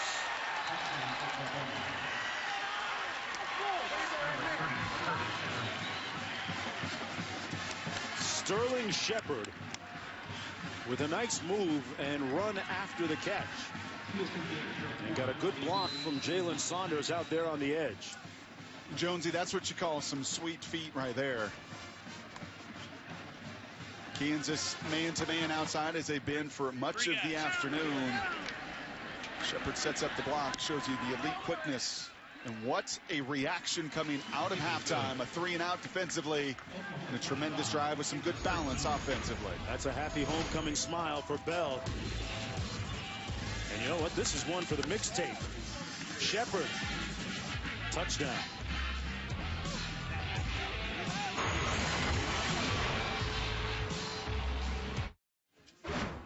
Welcome back, and now it's time for our Discover Game Changer, brought to you by Discover Card. And the momentum really tilting in the Sooners' favor on this play. Their first block punt since November 6, 2010, resulting in a safety. And after that point, things tilting in the Sooners' favor. And that was Pardula, the punter. Right there you saw on the sidelines.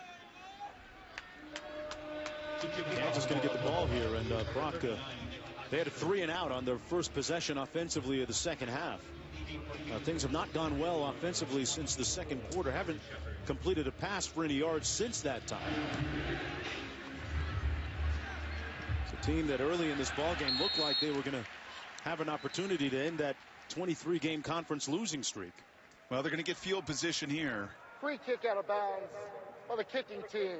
The ball will be placed at the 35-yard line. First and 10.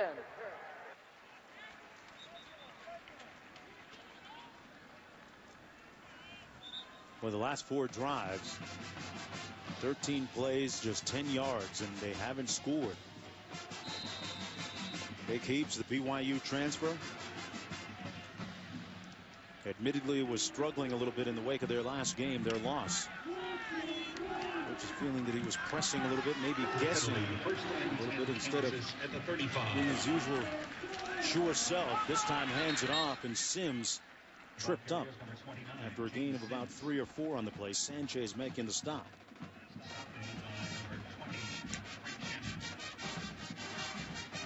And you just wonder here, we said it about Oklahoma. Who was it going to be in that second quarter? Now, this is a proud Oklahoma team with tremendous tradition and championships, and you had a feeling a senior could step up and start to make some plays, which they did. Does Kansas have that guy? Do they have that leader and that voice who can also rise up and make a critical play?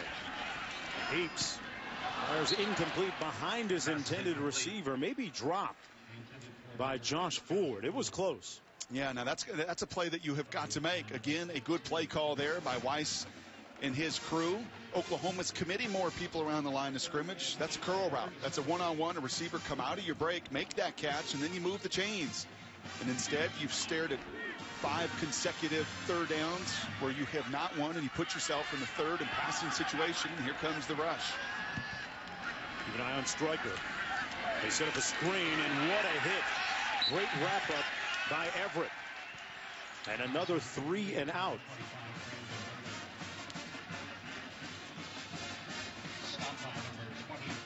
Fourth down, and well, that Sooner defense really starting to plant its heels and bring it a little bit.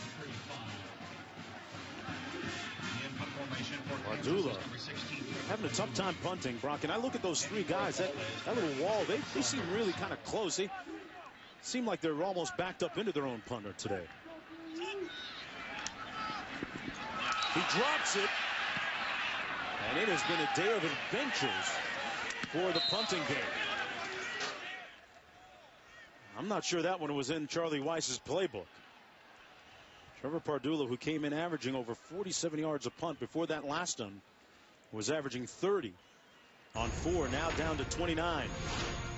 The math not looking too good in the special teams game today for the Jayhawks.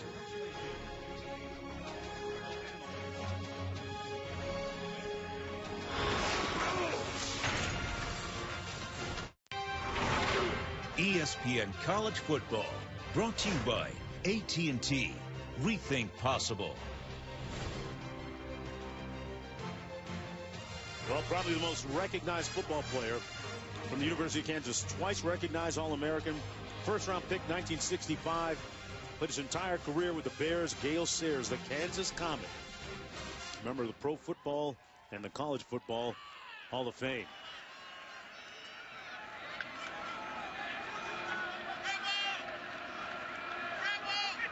First down and 10. Pass complete underneath. And another first down to the Sooners. That's Saunders working underneath that time. Well, I think as this game is worn on, you'll always hear coaches say and preach balance offensively. We want to have balance. And when you have balance and you're not one-dimensional, you make it very difficult on a defense. Kansas is still employing so much of their personnel around that line of scrimmage to stop the run game. And the difference today versus a week ago, well, they weathered the storm early, and there's been tremendous balance. In fact, exact number of runs to passes in that first half. Brennan Clay in the backfield. He takes the handoff. That time the defense stout up front. A 2-yard gain on the play. Second down and about 8 to go. Hey, who do you like in that Florida State-Clemson game tonight? If that game were down in Tallahassee, I'd probably have a different It's answer. not in Tallahassee. It's in Clemson. No, it's in Clemson. We have a player shaking up down on the field for Oklahoma. That's Adam Shedd, the starting left guard. I'm sorry, continue your thought about who you like tonight. Yeah, I like Clemson. I like the fact that they have beaten an LSU, that they've beaten a Georgia, that they know what that takes. It takes a 4-quarter game. You know what Kansas doesn't know yet? They don't know as a team, and when you lose 23 consecutive in conference, you start that feeling of, oh boy, here we go again. Here the momentum starts to turn. They don't know how to turn that. Clemson does. And a veteran quarterback against, as we said earlier, I think the best secondary. So does former coach Mark Stoops now at Kentucky. Best secondary in college football. Presents just a brilliant, tremendous matchup. Boy, what a great feature earlier today on College Game Day on that great punt Ruski play that Bobby Bowden pulled off back in the day against Danny Ford, who was then the head coach at Clemson, and running it almost all the way for a touchdown. That's one of the plays, one of the many plays that will forever live on in college football lore in this rivalry, this series between Clemson and Florida State. And Jameis Winston, his stats are pretty good too. He's just made it look easy, hasn't he? Now the difference with Clemson too over years past is their front seven and their ability to get off the field, and what Brent Venables has done, the former coordinator for the Sooners for so many years, and he's got them playing tremendous SEC-like football in their front seven. And good to see Shedd walking off on his own power. About 8.5 minutes to go in the third quarter. Sooners on a 25-0 run since falling behind 13-0. Mila Kasatahi coming in at right guard now. And Bell keeps it. It's up about 3 yards short of the first down. Well, if you're going to find a way, if you're Kansas, to turn this thing, something you've not done in 23 consecutive conference losses, halfway through this third quarter, this is a critical play to get yourself off the field and maybe yourself make a play in special teams. 3rd and 6.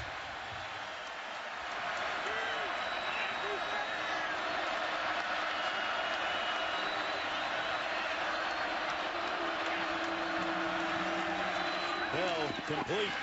First down. Shepard again all the way down to the 37-yard line. You know, we've called Shepard's name quite a bit tonight. He had that touchdown reception a little bit earlier.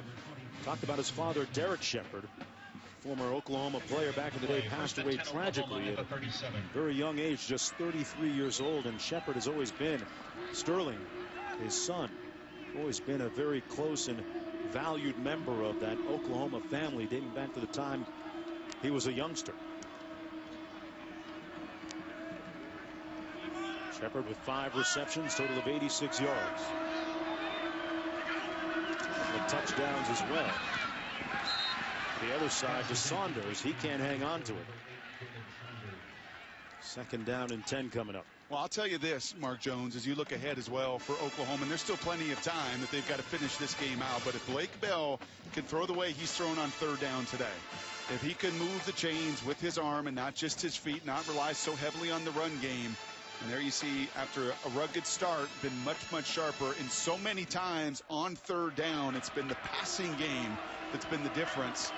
If they can continue on that streak, it will mean big things here in the 2nd half of the season. 11 of 18 today. There's his 12th completion to the edge. They get it out there quickly to Saunders. He's short of the 1st down. And yeah, you talk about projecting ahead for the rest of the season. Twice before, Oklahoma, after losing to Texas in their rivalry game, has gone on to win the Big 12. So it's not something that they haven't done previously. But they have a very tough schedule coming up. They do, and you've lost Nelson for the year. You've lost Phillips. Your 2 of your better players, Julian Wilson, knocked out of this game with what looked like a shoulder injury as well. So offense is going to have to carry much more of the load in the 2nd half than they did in the 1st. 3rd down and 6. On the option, the pitch to Williams. Williams with a nice move and pushed out of bounds. Let's see where they spot it. It's going to be short of the 1st down by a couple of yards. So 4th down coming up, about 2 to go. Victor Simmons pushed Williams out of bounds. Now he stepped out of bounds back there. They spotted it right about correctly. 4th and 2, and looks like they're going to go for it. And this in light of the fact that they've got one of the most reliable place kickers in the country. Williams the lone back. Play action. Bell intercepted at the 25-yard line. The pass is intercepted. Ja'Cory Shepard with the pick. And that's the 3rd interception of the season that Bell has thrown.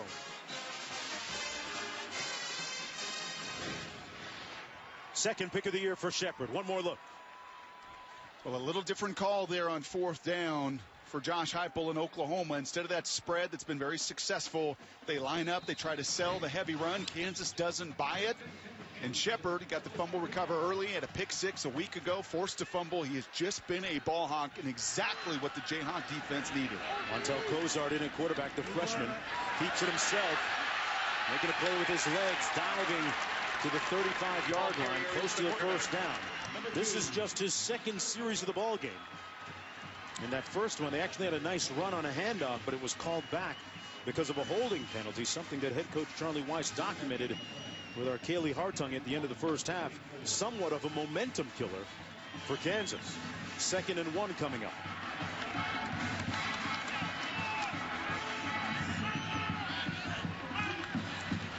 It's Miller on the handoff. And Miller looks like he got the 1st down. And that's their first down in a while.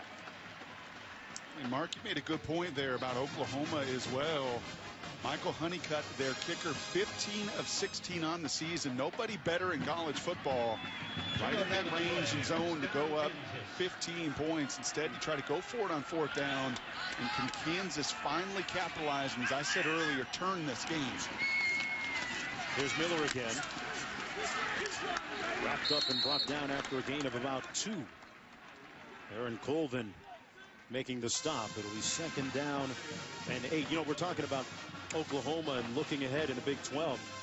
The team that's still a little bit of a mystery to me, maybe it shouldn't be, Brock, is Baylor, with all the points that they seem to score week in and week out. Well, we'll learn a lot more about the Big 12 in Oklahoma as well. Texas Tech next week, and then down to Baylor and Texas Tech.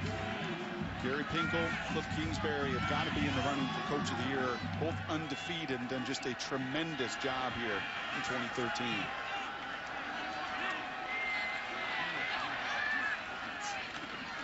On 2nd and 8, the freshman Cozart looking for a seam. Diamond tackling him. Gain of 2 on the play. It'll be 3rd down and about 6 to go. And have you noticed here, Oklahoma, have you noticed their front getting their hands on these people and on these blockers? And Coach talked about the linebackers and some of their misalignment. But it's also just been the physical play. They have started to set the edge a whole lot more than Kansas did in that first quarter.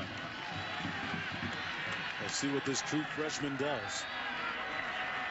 On 3rd and 5, hands it off. Miller will be stopped up short of the 1st down. It's got to maybe be a yard and a half. This has got to now be go zone. Your punting game has just been a real challenge and struggle today. Surprised, perhaps, that he sends the punt team out. And Pardula has struggled today, averaging just 29 yards a punt. Well, this better be a good one, and you better pay off the decision and flip the real estate here.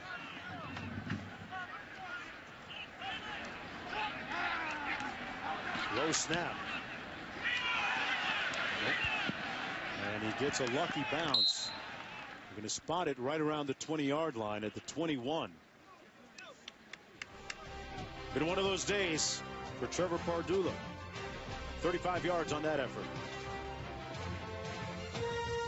Visit WatchESPN.com or download the Watch ESPN app to watch ESPN live anytime, anywhere.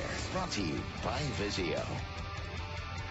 Well, this was the scene this morning in Fog Allen Fieldhouse for all the people that weren't able to attend the Midnight Madness. They had an open scrimmage, and a lot of people came to put their eyes on the #1 rated player in the nation last year in high school, Andrew Wiggins, out of Huntington Prep in West Virginia, and thought to be the #1 pick in the upcoming NBA draft, the next draft in June. But tell you what, Coach Self's team is loaded, Brock. We had a chance to watch them work out yesterday. Wayne Selden, Joel Embiid out of Florida. There's a lot of talent on that floor. Yeah, as a guy that doesn't know the college basketball personnel like the football, I would have not have known who was the one guy.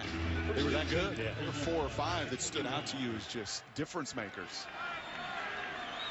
Grab one of those guys and use them at rush end, maybe tight end.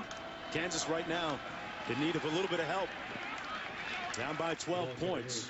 Well, LeBron James said he wanted to play 1 NFL game. What do you think about that? Well, I think he should call Pete Carroll. Yeah, go ahead and call Coach Pete, because he'll put him in a position for success. But those Kansas guys, we saw them scrapping yesterday and diving for balls and wrestling on the court. I mean, that was a physical practice. Yeah. I think they could use a couple of them on the football team. Yeah, Coach Bill Self, a big supporter of Charlie Weiss and the football program here at Kansas. 2nd down and 8. There's the fly sweep play they like to use with Lloyd Finch. He's one of their faster players. Picked up 4 on the play. Well, here it is. If you want to pay off that coaching decision to punt it, and you punt it and you trust your defense, then, Mark, you have got to get off the field to gain that real estate right back. Still plenty of time. You're only down 2 scores. And Charlie was going to play this conservatively today, and he has. He has punted in those situations, but you now have got to get off the field.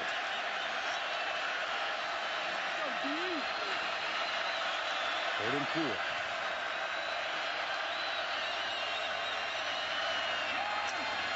Millard, he's their go-to guy, and he got it for him, and then some. Cuts back to get a block, and into Kansas territory at the 39-yard line. He's the guy whose number they like to call number 33. Picks up 33, Brock. And we don't talk nearly enough about the center, Gabe Eichert, and he does such a fantastic job down in and down out of just getting onto his guy and freeing up these lanes. And that early pass, we've seen so much pass on 3rd down that it really set up that run. The big fella showing you he's not just a blocker, he's not just a tight end, he can be a runner as well. And credit that offensive line, and Gabe Eichert, one of the best in the country in the middle. Got another good block on that one for Clay. Got to the outside and brought down at the 34 by McDonald. But Eichert, a 4.0 student, pre-med, does so many things up front. 2-time all-conference player, an academic All-American, and it's all about leverage. He's not 330 pounds, but he doesn't miss. He's played guard and center And he's teaching tape. You know, I love showing you guys game film as we did, and we sat in there yesterday. And you can watch average linemen just misstep all the time, not get their head across, not understand that leverage and that knee bend. And Eichert, as I said earlier, there's some good centers coming out this season. He's as good as any of them. 2nd down and 4. Flag down, and there's going to be a hold called against Tyrus Thompson, the left tackle, with 4 seconds to go here in the third quarter. Holding. Offense, number 71. 10-yard penalty. It's 2nd down. Tell you, when you get a chance to sit down and watch tape like we did yesterday, and you watch a Gabe Eichert do the things that he does, you really appreciate offensive linemen with, as you like to call it. I learned a lot yesterday, Brock, in terms of what loose hips are and good knees and good hips. Yeah, we'll you want to be a knee bender, not a waist bender, right? Yep. Can't be stiff and do things in sports. 4th quarter coming up for the Sooners, leading by 12 when we come back. Well, number 1 Alabama, number 6 LSU highlight tonight's SEC matchups on ESPN and ESPN2 at 7 on ESPN. Razorbacks looking to break out of their slump against Alabama, and LSU taking on Ole Miss and Bo Wallace, 7 p.m. at ESPN2. A couple of great games tonight, also on the Watch ESPN app. 2nd and 14 coming up for the Sooners. Finch in the backfield beside Bell. First play of the final 15 minutes of play. There's the receiver screen, and nothing doing. Well read by Victor Simmons as we go downstairs to Kaylee.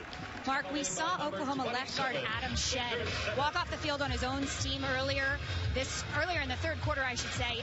He has gone to the bench and he has not gotten up. They removed his helmet very gingerly, and he has reached for his right shoulder at times. As for Julian Wilson on the Oklahoma defense, they iced his shoulder in the first half. When he came off the field, he's now in a sweatshirt and football pants on the sidelines. At 3rd and 21.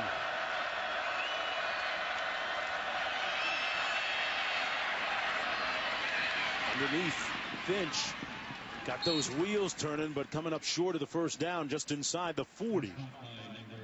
So 4th down coming up, and they're not quite in field goal range, the Sooners. One team coming in for them. Saw Oklahoma earlier in the game pin Kansas inside the 5. The special teams have been so one-sided today.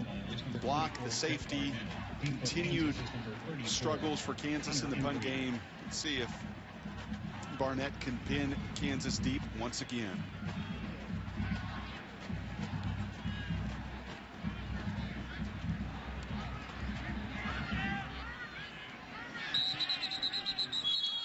And they're going to blow it dead. Prior to the snap, delay game, offense, 5-yard penalty. It's 4th down. Well, they're going to move it back a little bit. Well, we'll also see if Charlie Weiss is correct in what he told Kaylee going into halftime. Kansas going to have the wind at their backs here in the final frame. Fair catch at the 16-yard line by Embry. 1st down and 10. A little more pleasant wearing that headset when things are going your way. Back after this. You know, Billy Mills is the 2nd Native American to win an Olympic gold medal. He accomplished this feat in the 10,000-meter run at the Tokyo Olympics, becoming the only American ever to win the Olympic gold in this event. That's right. Now, he attended the University of Kansas, was named an NCAA All-America cross-country runner 3 times, and in 1960 won the individual title in the Big 8. That's right, it was the Big 8 back then, Brock. And he ran that track faster than that. He sure did. A rare feat in that event by an American. Pass incomplete. And knocked down by Dominique Alexander. It was Alexander that had the huge game against Texas last week. Had 19 stops, Brock, in his first start. How do you put that into context? Well, 19 tackles, not always a great thing, to be quite honest with you. That means you're on the field an awful lot. And why were you? Because Texas converted 13 of 20 third downs. But yes, Yeah, he showed some want-to. There's no doubt about it. And really, that's not the question. It's getting aligned, it's playing fast, and getting off the field as they've done a much better job of today. James Sims had it going early, stopped that time at the 25. Let's go back to Reese in the studio. Mark, Ohio State seemed to have just taken control of the game, up 24-17 on Iowa. Penalty on the Hawkeyes made it 1st and 20, but Jake Rudock finds Jake Doozy, and boy, was it ever a doozy. Watch that last step. It's a doozy. 85 yards. Hawkeyes and Buckeyes tied at 24. 3rd and 2 coming up here after that 8-yard gain. Sims stoned but kept those legs going. He's going to end up short. They're trying to move that pile. His forward progress is going to be marked about a yard shy of that 1st down. Sitting up a 4th and 1 decision time. Brock, do you go for it here? Do you punt? Earlier he was faced with the same decision. He decided to punt it. At the 45-yard line, as I said earlier, it's a little different situation when you're all the way backed up at the 25. And some of the folks here don't like this, but no, this is a must. Let's see if the country's 2nd best punter coming into today can finally get himself right. A little bit of that wind now behind him.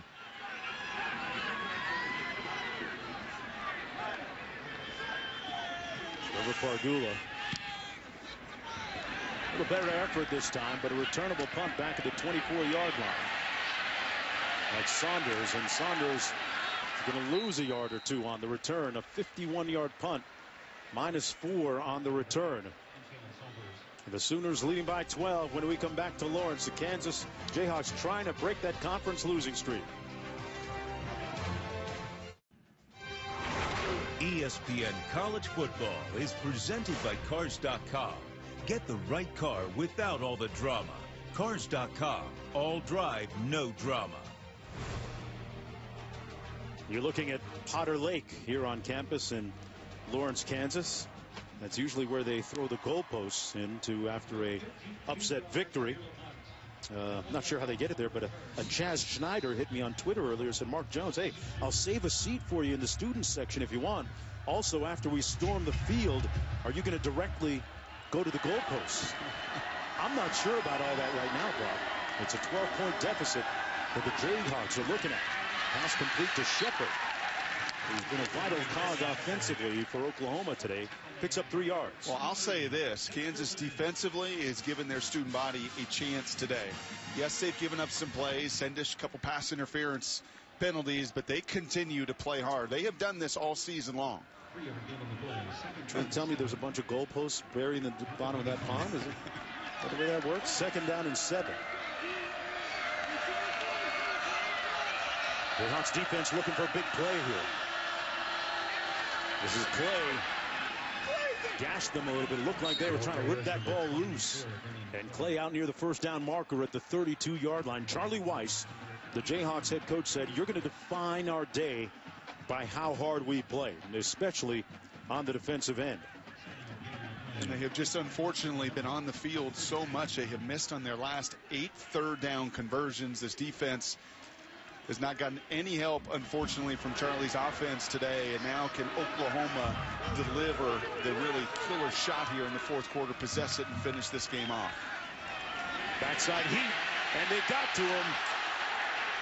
A flag thrown, and they're going to say that's grounding. He was in between the tackles, it looked like, still. And doesn't get back to the 1st down marker. There's no doubt. That is a no-brainer.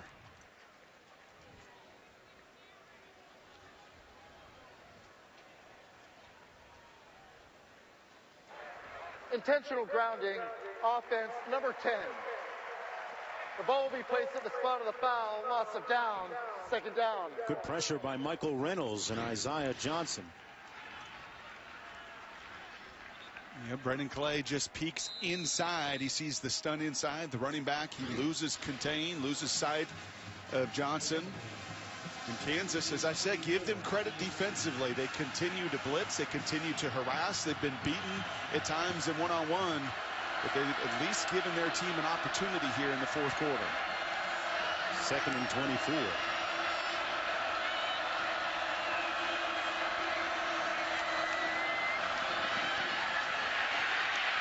Pressure again, incomplete and almost intercepted. And this Kansas defense turning up the intensity meter a little bit. Looking at 3rd down and 24. Well, this is why they wanted to blitz and pressure. They felt like if they could get into Blake Bell's face early, he could get out of rhythm as he was a week ago against Texas. That looked like a throw from last week against the Longhorns. Fortunate it falls to the ground. Henning Clay, the lone back. And this is why you punt, Mark. This is why you don't go for it at your own 20-yard line. You do have to trust the strength of your team, which is your defensive group at this point.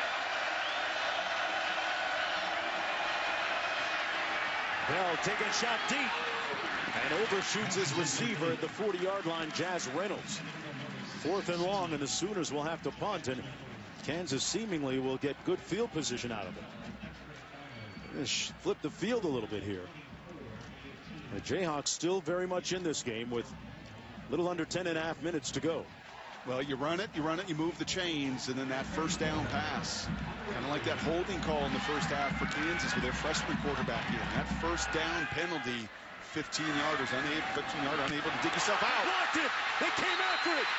And it's going to be marked at about the 6-yard line. 1st and goal. The Jayhawks respond with their own special teams gem. Josh Ford broke through.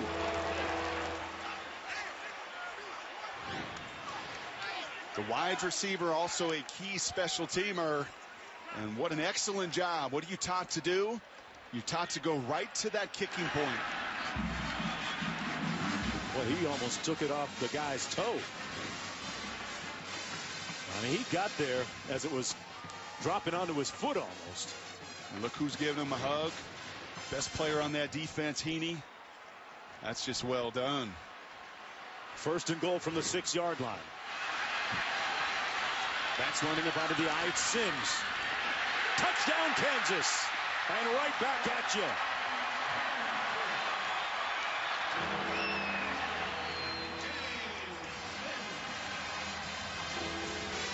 The Jayhawks' patience pays off.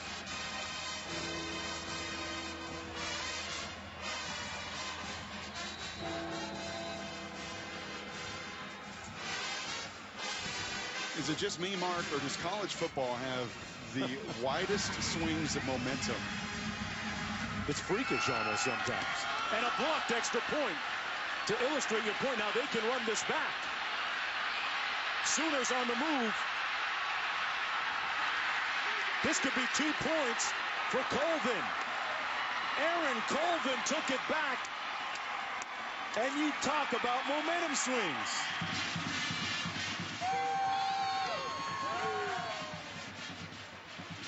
Jordan Wade broke through, and 2 points come back the other way. Wow.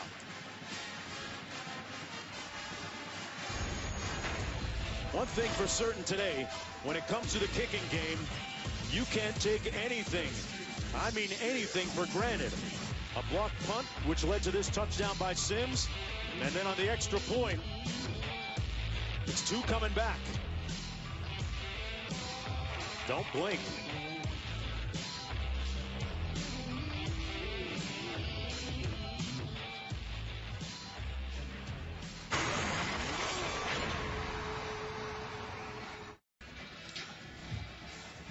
Welcome back, everyone, to Lawrence, Kansas. And a look at the misadventures in the kicking game today for both Oklahoma and Kansas. Kansas started off with the missed extra point, then a block punt for a safety. For Oklahoma, a missed extra point, a blocked punt that resulted in a touchdown, and then a blocked extra point returned for 2 points for Colvin. Brock, you usually only see those kind of miscues in the first week of the season or first 2 weeks. They usually have it figured out by then. Let's go back to Reese in the studio. Mark, Iowa and Ohio State are playing a great one, tied at 24. Watch Carlos Hyde. Got to get to that yellow line for the first down. Got the first down. No, he doesn't. Now he's back behind the line. Or we'll just dive in and take the touchdown instead. 31-24, Ohio State.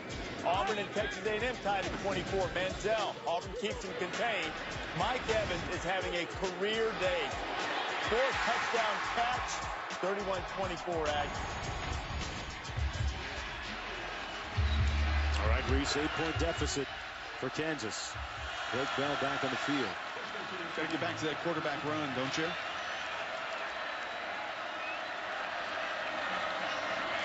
Bell hands it off to Williams.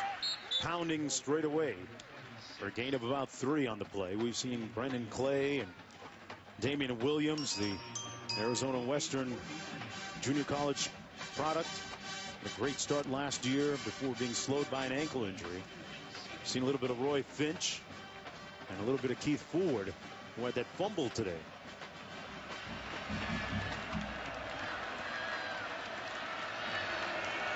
Second and 7. Hand it off, and a nice move by Williams.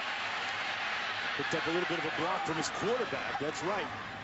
Bell sprung him free for a few more yards all the way out to the 42-yard line. Brock, your former quarterback, so I'm going to give Bell credit for getting in the way / blocking on that play. Well, you just do your job, you carry out your fake, and that was all Damian Williams. And circle that play. Instead of 3rd and 7, 3rd and 8, the pressure on your quarterback in the passing game, well, he shows you why he was the only player in college football to have 4 runs of 60-plus yards a season ago. He is explosive. Picked up 13 on that play. Here's Bell. Brought down after a gain of about 2. Approaching 9 minutes to go here in the 4th quarter. Dexter Linton making that last stop. And if you're Kansas here, you have got to put the pressure back in Blake Bell's hands. You have got to make him beat you. That was your plan coming in. He's executed well at times.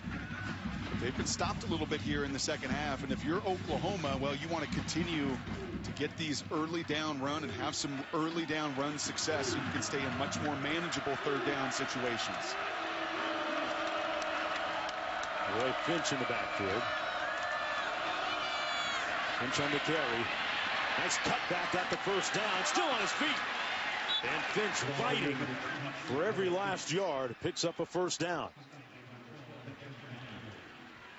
McDonald finally making the stop for Kansas, but a 15-yard gain by Roy Finch.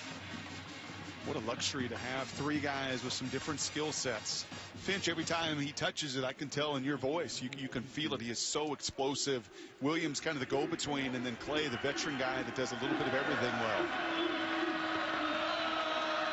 1st and 10, it's still Finch in the backfield. Gets the call again. That time met at the 42-yard line.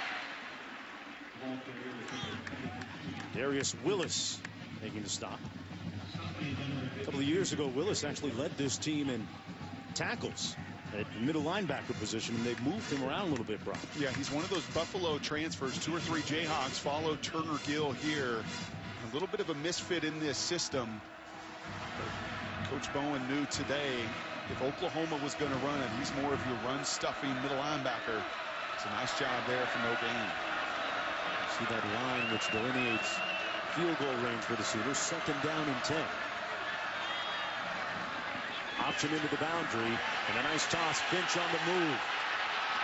And Finch has that turbo kick in. Inside the 20 down to the 18-yard line. Got a good block from Tyrus Thompson. A 24-yard gain for Oklahoma. And what a great call. I mean, what a really good call when you're thinking pressure.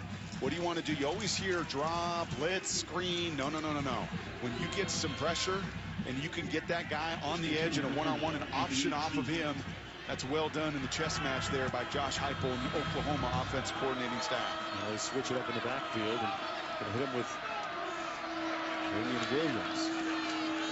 Straight ahead, nowhere to go that time. That Kansas front was waiting on them. Augustino, the first one to get there.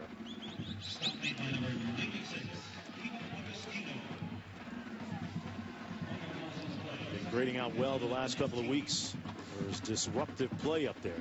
Just look at the difference that PAT makes. It's been 25-20. If you just execute as you've done all season long, and a field goal just makes it an 8-point game instead. The tremendous effort by Colvin, our conference performer, to run back for those 2 points, and now a field goal does significantly more damage. 2nd and 11. They fake the fly sweep. Bell puts his hat down, fumbles it, and Kansas will have possession. He wasn't down. You see the line judge coming. It sure looked like that big frame was down. They're going to mark it down. Is that the quarterback was down by rule? 3rd down. Okay, let's take another look. Oh, yeah, his knee. Whoa. That was awfully close. And guess who? 24, Shepard. Yeah, Is that ball moving before the left knee comes down? I thought from that angle, it looked like his knee touched. Prior to the snap, we were paged by instant replay. The ruling on the field that the quarterback was down by rule is under further review. Dexter Linton made the recovery. Ja'Cory Shepard is a ball hawk. See, his knee's down. The ball is still in his grasp, it looks like. That is about as close as it gets. Nice job by the truck, as always, giving you the good pictures, and the replay folks see exactly what you were looking at. His knee is down there. It's clearly there. Now, does that ball move at all before the knee comes down? There's no question. It's only the knee that you're going to be taking a look at. Was there any movement of the ball before that knee touches? That is all Ja'Cory Shepard, never giving up on a play. He has been a takeaway machine for the Kansas Jayhawks. It's a huge play. If Kansas gets this ball, they got a shot here. Down by 8 with less than 6 minutes to go. Yeah, we talked about Kansas's defense and how hard they've played as we take one more look at this. What kind of grade would you give them so far in terms of the way that we define their day? I think much like a week ago against TCU, they've given their offense every opportunity. When you can't convert a 3rd down for 3 quarters and you're on this field, yes, you've got beaten on some one-on-one situations, and give a ton of credit to Blake Bell and the Sooners for executing the passing game better than they have the last few weeks. But effort's an A, execution's probably a B-. After further review, the ruling on the field stands. 3rd down. I think that's the right call. I think that is the right call. Not by much for Blake Bell.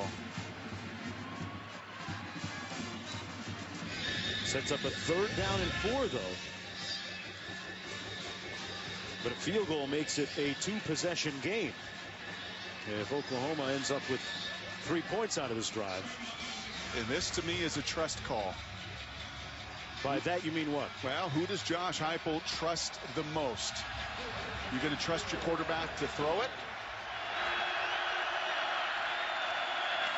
Quarterback keeps it. Forward down to the 7-yard line. He has enough for the 1st down. And that about the 8. And that, to me, is just, it's got to be the bread and butter. Blake Bell with a nice clutch run for the Sooners. You know, we go back to what we started to open this show, and it is truly remarkable. Sometimes the numbers can lie just a little bit, but as a starting quarterback, he still does not have a rushing touchdown versus 24. I mean, that is a startling number, and I would sure love to see that strength come out when the game matters the most, as you just saw on 3rd down. Williams on the handoff. Cuts it back and fights down to about the 6. The clock running. Kansas with 3 full timeouts remaining. You know, obviously, Josh Heupel doesn't get to talk to Clint Bowen, offensive coordinator and defensive coordinator. But if he did, and you can always learn from a defensive coordinator what the strength, what the perceived strength is. And what did he say to us yesterday? He said, my biggest reservation is that they really get that run game going, including with the 250-pound sledgehammer. Second and goal. That hands it off again. Williams, touchdown, Oklahoma. And that is a dagger touchdown for the Sooners. And that's a worn-out Jayhawk defense, and Oklahoma up front doing exactly what they've got to do, not just in this 4th quarter today, but against Texas Tech, against Baylor. this is your strength. You've got 4 guys up front that are all 4th or 5th year players. You got the best center in the game, a 250-pound battering ram as a quarterback, and a whole bevy of running backs. That has got to be your strength. Let's not sleep on this kicking game, and that wasn't pretty either. The kick is good. Knuckleball goes through, and the Sooners lead with 4:19 to go. 34-19.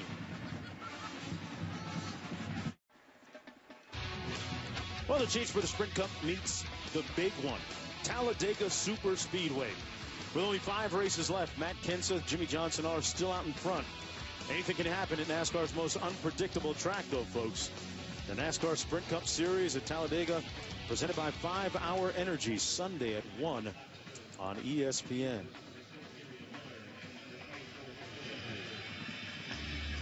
Well, Oklahoma looking at their 6th win of the season.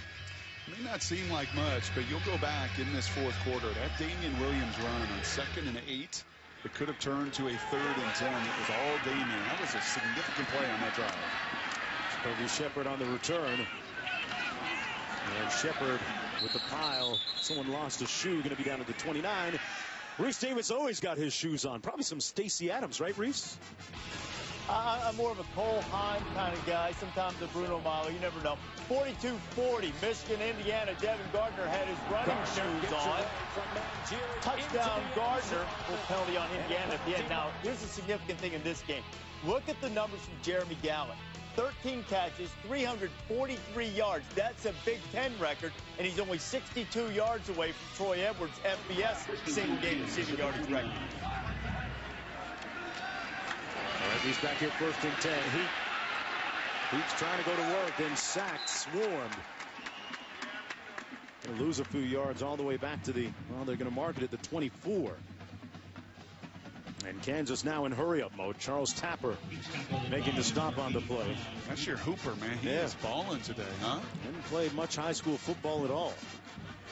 Just his 4th year of organized football. Expected to be a top basketball recruit back in high school. Pass complete and then dropped at the 39-yard line. They're going to rule it incomplete. Pass. 3rd down. Intended for Coleman. Couldn't quite squeeze it.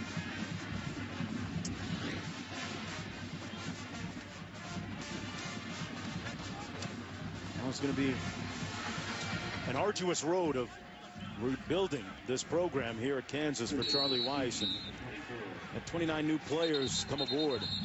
When he first got here, there were a multitude of players that didn't quite live up to the standards that he had envisioned for the program, and used the ranks of the junior colleges from the East Coast, West Coast, all the way into Texas as well to fill the ranks of the roster that he has right now in the scholarships. And Brock, what do you make of the formula that he's going to use to build this program up? It was a have to, in his opinion, and booted 29 guys off the team.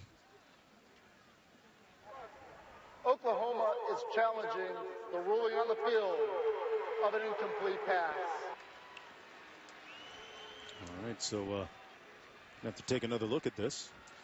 And I like that challenge. I don't mind that challenge at all if you're Bob Stoops.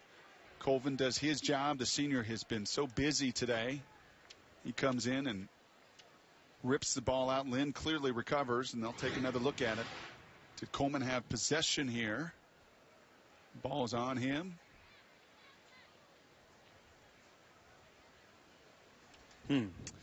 That's going to be awfully tight there. Yeah, I think he's bobbling it all the way through. I don't think he ever clearly catches that. I don't think he had it either. No, that's going to be, I think, after further review, the ruling on the field of an incomplete pass has been confirmed. Oklahoma will be charged with their 1st timeout and loses the right to challenge. Well, the Oklahoma defense got things squared away after a rough beginning. And Kansas now looking at 3rd down and about 15 to go from their own 34-yard line.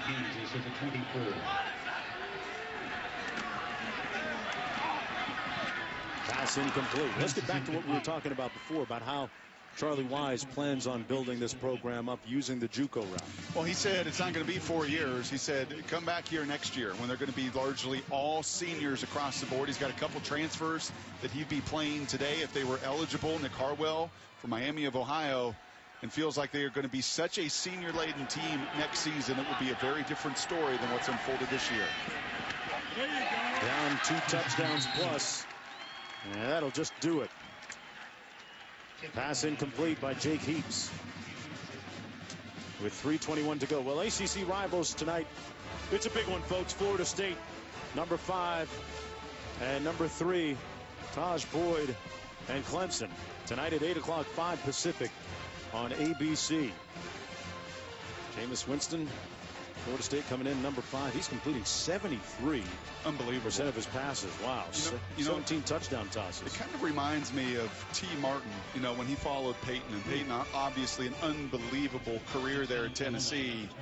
And Winston follows a first-round pick in E.J. Manuel. And he's just been lights out. I mean, there has been no backwards movement whatsoever. Damian Williams on the carry in a tailback.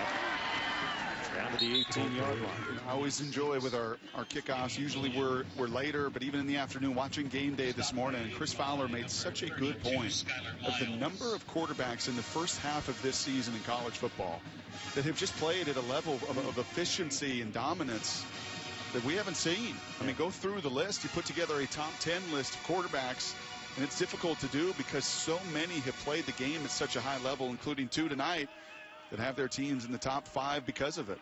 And a great bounce-back performance today by Blake Bell at quarterback. Last week, Oklahoma gave up a couple of big plays. He had an interception, actually had 2 of them. One of them returned for a touchdown. Ball start. Offense number 48. 5-yard penalty. It's second down. But you want to look at one of the challenges, and Coach Stoops talked about this a couple weeks ago, and I loved his commentary. And he talked about how the SEC is having a tough time playing some defense. Well, look at who's in that SEC. You got Mansell and McCarron and Murray and so many good, dominant quarterbacks. And that's what the Big 12 has had for so many years. And Landry and RG3 and guys, Brandon Whedon, they're all playing on Sundays. And I think the conference this year, a little bit of a talent drain, taking a little bit of a step back in the national landscape. And that position under center, a big part of it. Williams on the run, and Williams picks up about 3. Sets up a 3rd down and 7 to go. Oklahoma will improve to 6-1 on the season and another conference win. Survey 100 college football fans and ask them how many know the name Bryce Petty. How many of them know that name right now of the nation's best quarterback under center from an efficiency standpoint? How many know him? Not very many do, but he's the signal caller for Baylor. He's got them undefeated because he has been a difference maker for them. Baylor, one of the highest scoring teams in the nation. 3rd down and 7 for Oklahoma. Williams again stays on his feet and picks up the 1st down. 1:21 to go. I'll say this about Oklahoma as well, and obviously you're going to put that first quarter of tape on, and we saw the emotion on the sidelines, and it runs wild with some of the coaching staff. Mike Stoops in particular, very intense guy, but his group responded over the final 3 quarters, and it's a group that is much better suited, Oklahoma defensively, for the next couple weeks, and those teams that just line up and run right at you. The Texas Tech team it's not a dominant run team by any means. Baylor that still lives through the pass, though C-Strunk can really hurt you. That 3-4 and everything Oklahoma's done to shift some gears defensively is really built for the next 2 weeks, much more than the last couple weeks. Here's Williams brought down for a loss of a couple back at the 15. Remember that Oklahoma has twice lost to Texas in their rivalry game and come back to win the Big 12 championship. There's a look at the menu of games coming up a little bit later. Arkansas, Alabama, LSU, Ole Miss, Florida State, Clemson over on ABC. So I want to ask you, bro, is there another Stoops brother that we have next week going out to Oregon State and doing that game? I mean, we've had Mark Stoops last week, Bob and Mike here. There's a few more out there. I think we've seen them, and I know the Stoops brothers are going to be very happy about the effort over the last 3 quarters. The defense stepped up, stopped every 3rd down conversion, played much harder, played better. The quarterback made plays when he had to early. Not perfect, probably not good enough to beat a Tech or Baylor team, but a chance to regroup and do what? Go 15-0 now after the Red River rivalry. You never let Texas beat you twice, as Oklahoma wins it 34-19 over Kansas. Coming up next, college football scoreboard, followed by Arkansas, Alabama. For Kaylee Hartung, Brock Heward, I'm Mark Jones, and for many talented people behind the camera you never get a chance to see. Good afternoon, everybody, from Lawrence, Kansas. So long.